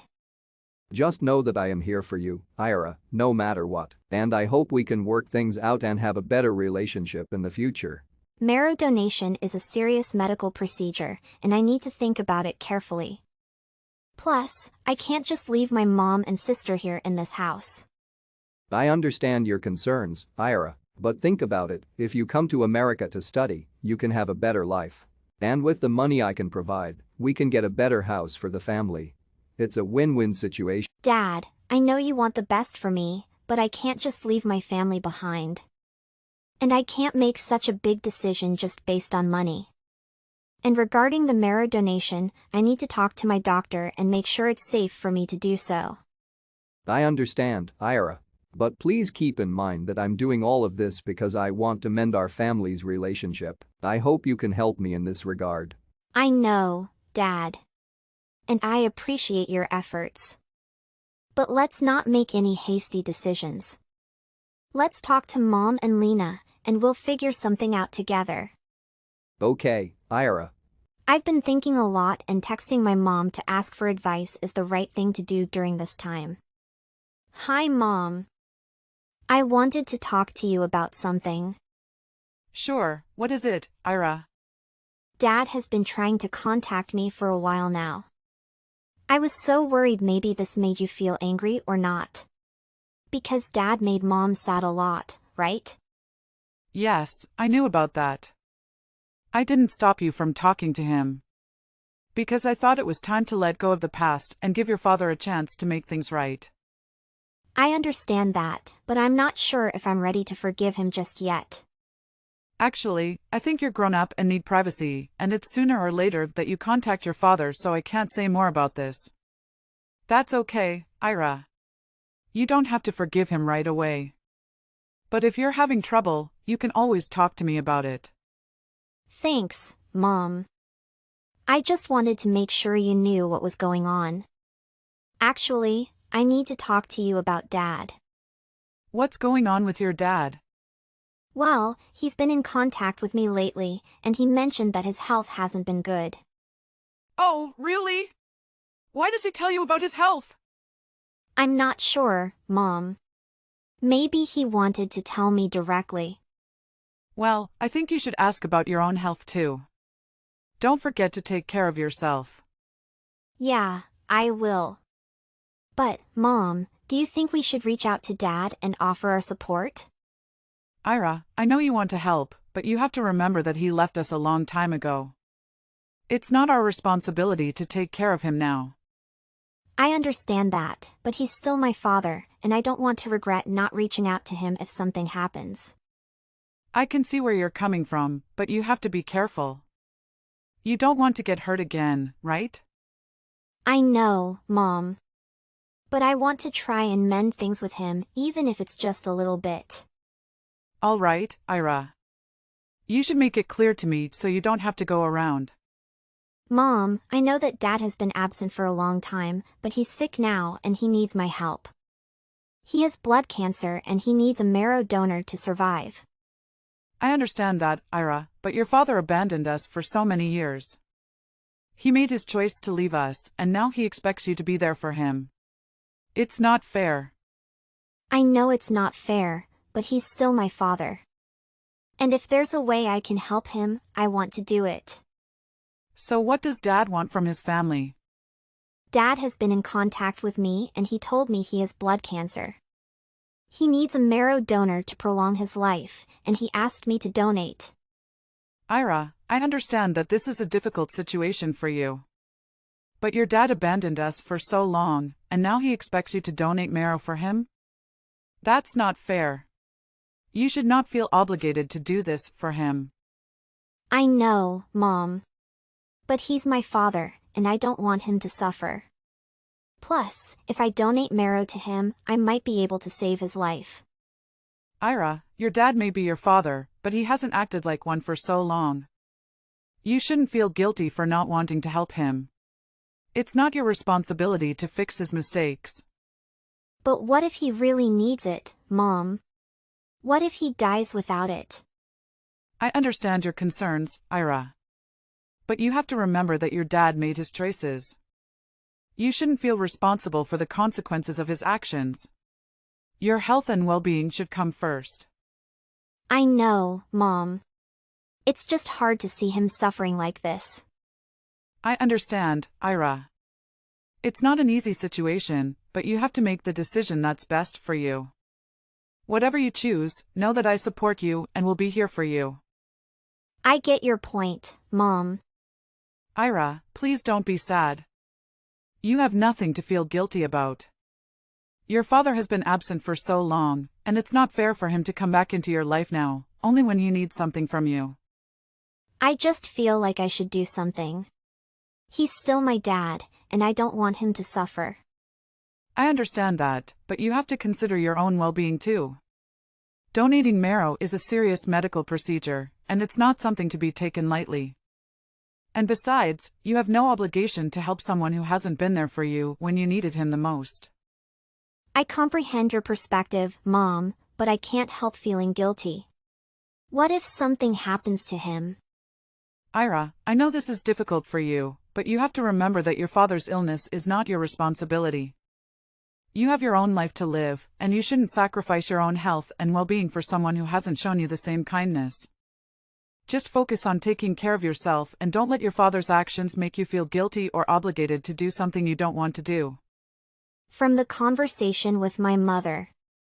I also thought about it a lot, but my father's attitude made me sad. After I talked to my mom, Dad stopped texting me, and the gifts didn't appear. Hey Lena. I'm surprised to hear that Dad also contacted you. Yeah, it's true that. Why didn't you tell Mom sooner? I didn't tell Mom because I knew he was just trying to take advantage of our blood relationship for his own benefit. I hoped he would give up, but he didn't. That's why he contacted you. I see. I'm glad I talked to Mom about it. I don't think I would have known what to do if I hadn't talked to her. Yeah, I'm glad you did too. Dad has a way of making us feel guilty and obligated, but we shouldn't have to sacrifice our own well-being for him. You're right. It's just hard to say no to someone who's supposed to be your father. I know, but we have to take care of ourselves first. Dad made his choices, and now he has to live with the consequences. Wait, so you received messages and gifts from him too? Yes, he wanted me to donate my marrow to him. But I didn't tell Mom because I knew he was just using our blood relationship for his own benefit. I can't believe he did the same thing to you. Why didn't you tell me earlier? I hoped he would give up, but I didn't expect him to contact you as well. I'm glad you talked to Mom about it though. Lena, I can't believe Dad did this to you too. Why didn't you tell Mom? I didn't want to upset her or cause any drama. Plus, I hoped Dad would give up and stop bothering me about it. But when he contacted you, I realized he wasn't going to give up. I'm glad I told Mom about it. She was really angry at first, but then she told me some things I didn't know about Dad. It's clear he's just trying to take advantage of us. Yeah, it's really messed up. But at least we have each other and Mom to support us. We don't need him in our lives if he's just going to use us. Exactly.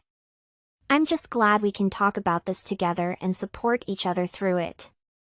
After a while we heard that Dad had found a new donor and did not contact us. Turns out all the things my dad did was just so we could help him get better. I have applied for a scholarship to study abroad, which is a happy thing for us right now. Hey! I cannot believe what is happening. Why your dad could do that? What? Is this Lisa? You don't even save my number?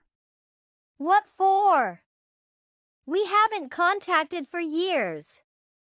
After my dad had passed away, you married a new man. You have found a new gold mine to dig, right? Hey, watch your mouth. Am I saying wrongly? Okay, I don't want to talk about this thing. I have landed at the airport with my husband. We have a lovely honeymoon in Hawaii. I have no need to hear you boasting about. Are you envy? That's so funny. So, what is this call for? Never you just want to ask about. Yes. You are smart. I want to talk about the house. What? What house? The house you are inherited from your father. How come you get the house all to yourself? It's unfair. This is not how things should be. It doesn't make any sense that you get to hog all the inheritance. All? Do you lose your mind? You and your kids have taken a big amount of money. Is that not fair? And I have emphasized that. It's you who agreed with the provisions in my dad's will. Why you now come here and say it's unfair? What's going on all of a sudden? Is there something wrong? I've been looking forward to the division of assets ever since your dad passed away. But then I've just come to find out that my son Tom doesn't get anything. Where's you took a big apartment in the city center? I can't believe you'd be so greedy. I don't think that's fair.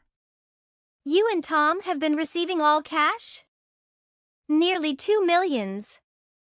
Not to mention that my dad bought you of numerous cars and luxurious things. You are still the owner of these assets after the will. Don't you forget that? That doesn't count. Nothing compared to a house built in the city center.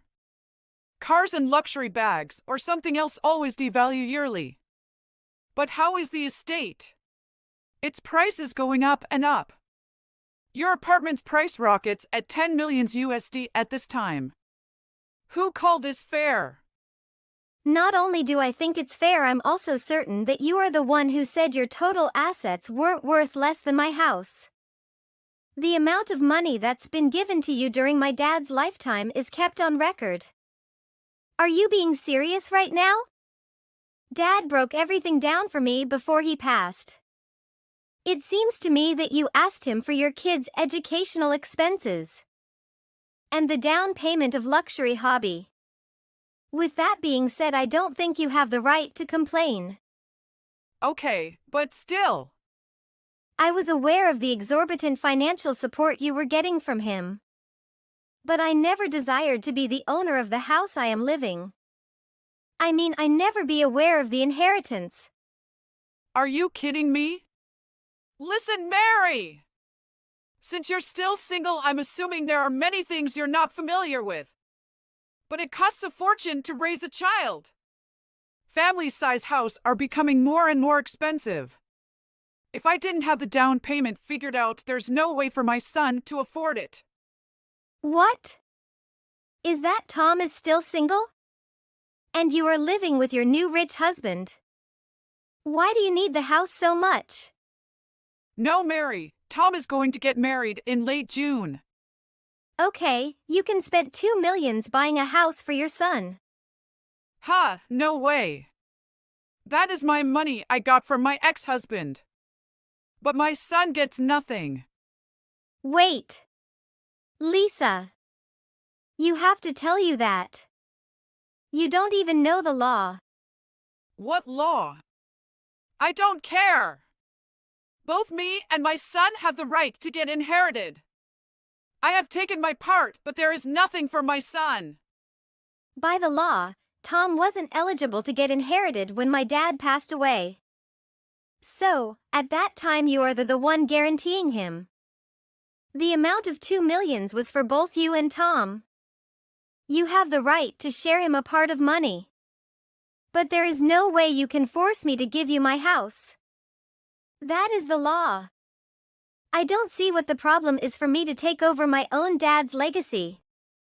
Given the total worth of your assets, you really should know better than to raise a stink right now. That's all nonsense. What I am saying is nothing but the truth. Are you being serious right now? I won't deny the fact that your dad offered a significant financial help before he passed away. But I used all of it up on my kids. None of it went to me. So what's wrong with leaving me something too, in spite of what he gave us when he was still alive? Pardon me? I can't believe how dumb I was to think that his money wouldn't be counted as gifts. When in reality, I just ended up with nothing. How pathetic! What's worse is that his son and his wife don't have a single penny to their names, while the daughter gets to take it all. What else do you want then? You must be out of your mind. Please get your act together. Shut up! Just do the right thing and transfer the ownership of the house to us. Immediately! What? I'm telling you right now to disclaim your inheritance rights. What are you talking about? Do you seriously have your heart set on extorting from me the house that my dad left me? Do not forget that you have married a rich man, and you are inherited 2 millions. Living in a share house is not the best environment for my son's marriage. I agreed your dad's will at first, but I'm starting to doubt my decision since my son is getting married. And my neighborhood isn't safe now. In this neighborhood are just punks and want to be gangsters that aren't going anywhere in life. They're definitely not the type to be a good influence. Tom's fiancée is pregnant. I am so worried about my grandson. I don't want to see my grandson, who are going to an Ivy League university in the future, hanging out with these hooligans. Is that the reason why you want to move? I mean, of course. Not only is the security in your neighborhood a lot better, the people are better. They make more money and have better lives. I also heard the kids there go to private schools. It really is a house made for us. But it's still my property. Sorry to say this to you, but please stop trying to get your hands on my house like this to me. I'm not asking you to hand over the house for free. I'm thinking that you and my son's family could be roommates. What? What do you mean roommates? You're single anyways, Mary. Why not make your house look less empty? You know how your brother now works at the overseas branch of his company. He is in Germany most of the time. So I'm basically a single parent. I seriously feel like I'm about to have a meltdown soon with the stress. But if you can live under the same roof, you can help my son look after my grandson. Also, my son has more time to focus on his work. Just imagine how enjoyable life will be then. I heard that you are unemployed. What do you live in such a big house for? Hey! Maybe you are insane now, Lisa. What? I am happy here Tim is about to be a dad. But I am not your family's housemaid. And I don't want to become your son's roommate either. I have no reason to help them with house chores and parenting. Why you are so negative? You will be aunt-in-law in the future. Think positive for 1 second. Tom's wife is giving birth in just a few months. Wouldn't it be perfect to live in a new house by then? So since summer still hasn't ended yet, I'm thinking that right now is the perfect time to put everything into action. Only in a few months? Yes, that's right. I will tell Tom to start packing up things here. It's going to be a lot of boxes. What? Stop now. What's wrong, Mary?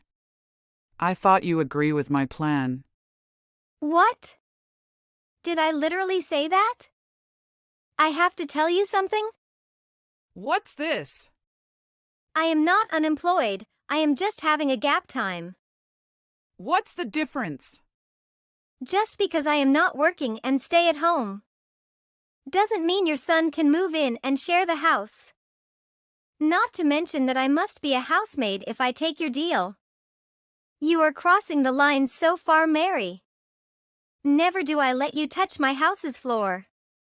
That's it. What the heck is going on, Lisa? What? Why are you and your mom moving in my house? My dad divided his assets fairly. Why are you guys so greedy? You and your mom should know there are some lines mustn't cross. That house is mine. Calm down. Don't talk to me like that. At least you should have some respect. Plus, you are the one wanted me to move in. Excuse me? Are you insane? My mom told me that. Your mom? Yes, she told me you kept on saying how lonely it is to live in such a big house by yourself. So you asked Lisa to let me move in with you. These are her exact words. That's nonsense. I never said those things. I never asked you and Lisa to come and live with me. I literally don't like Lisa. Your mom is a real gold digger. When my dad was still alive, he had to pay her bills. And when my dad was in hospital, she just focused on the inheritance. Maybe you were too young to know the truth at that time. Are you being serious? What in the world is going on? There is nothing like what Mom told me. What's wrong with her? What I want to say too. The reason Lisa gave was that your wife is having pregnant, and she is giving birth in months. Yes, that is true. But what's wrong? Also, you will need a house to live. Your son need the best environment to develop. Sorry to have to tell you this. But I refuse to let your wife and kids move into my house. So please make sure you let them know what I just said. What? I have just bought an apartment near the city's park. This place is quite good, both the neighbors and the facilities. What? Lisa never mentioned that to me. She made me think you and your wife had to live with her. That's as ridiculous. Actually, my wife and Lisa don't get on well with each other. And that's why I have to move out. Oh. That sounds weird. I know. This must be her plan to get my house. She tried to get access partly and take all the house afterwards. Okay, I don't care what is happening between you and Lisa. But fine, I got what you said. You have made yourself clear. I'll let my mom know that you don't want to let anyone move in your house. After all, the house belongs to you. That is your own dad assets. My mom agreed with the will and she is acting irrationally now. You are the one have the right to make the final decision. Thank you so much, Tom. Though we don't talk with each other regularly, I know you are the good person. I am scared in case you are on her side. You know what? I'll ask Maya for the whole story right now. Anyway, sorry about all of this. I don't know what she is thinking. No problem. I'm counting on you to enlighten everything. You are her own son, so she'll listen to you. All right. Mary, I forgot you house's address. Could you please give me? I have packed all boxes onto the truck and I am on the way to your house. What? What are you talking about? Why do you need my address? Come on, Mary. We just came to agreement with that thing. I am moving boxes of things to your house. My son is abroad and I help him to do that. Are you being serious right now? Yes, I am getting older and my memory fails sometimes. I don't understand how you can just call moving services. You don't remember that I never agreed to let you live at my place, do you? Yeah, that's why I'm asking for your permission right now. Is this a joke or what? To be honest, your opinion actually doesn't matter that much. You would have no choice but to let us live at your place by the time when we all arrive there. Are you out of your mind? Anyways, I'm looking forward to being roommates with you. Stop this nonsense. You really need to pull yourself together. I told you more than once that I don't want you and your children here in my house. Well, guess what? I can't seem to get you to understand me, and I've had enough. I don't understand how in the world you think that it's okay to call it unfair. I inherit the property my own dad left me. You can't just move into someone else's house when you don't even have the owner's permission. You really need to get your head on straight. I'll repeat myself again. It's not possible for you to live at my house. Don't be so mean. Where are my son gonna live if you refuse to accommodate us? Stop acting, Lisa. What? I am telling the truth. Didn't Tom say anything with you? I know that Tom has bought an apartment recently. It was him who confirmed with me the neighbors and facilities around this place were good. Your son has already a place to live. Why you need to move in my house? But You do not have to say.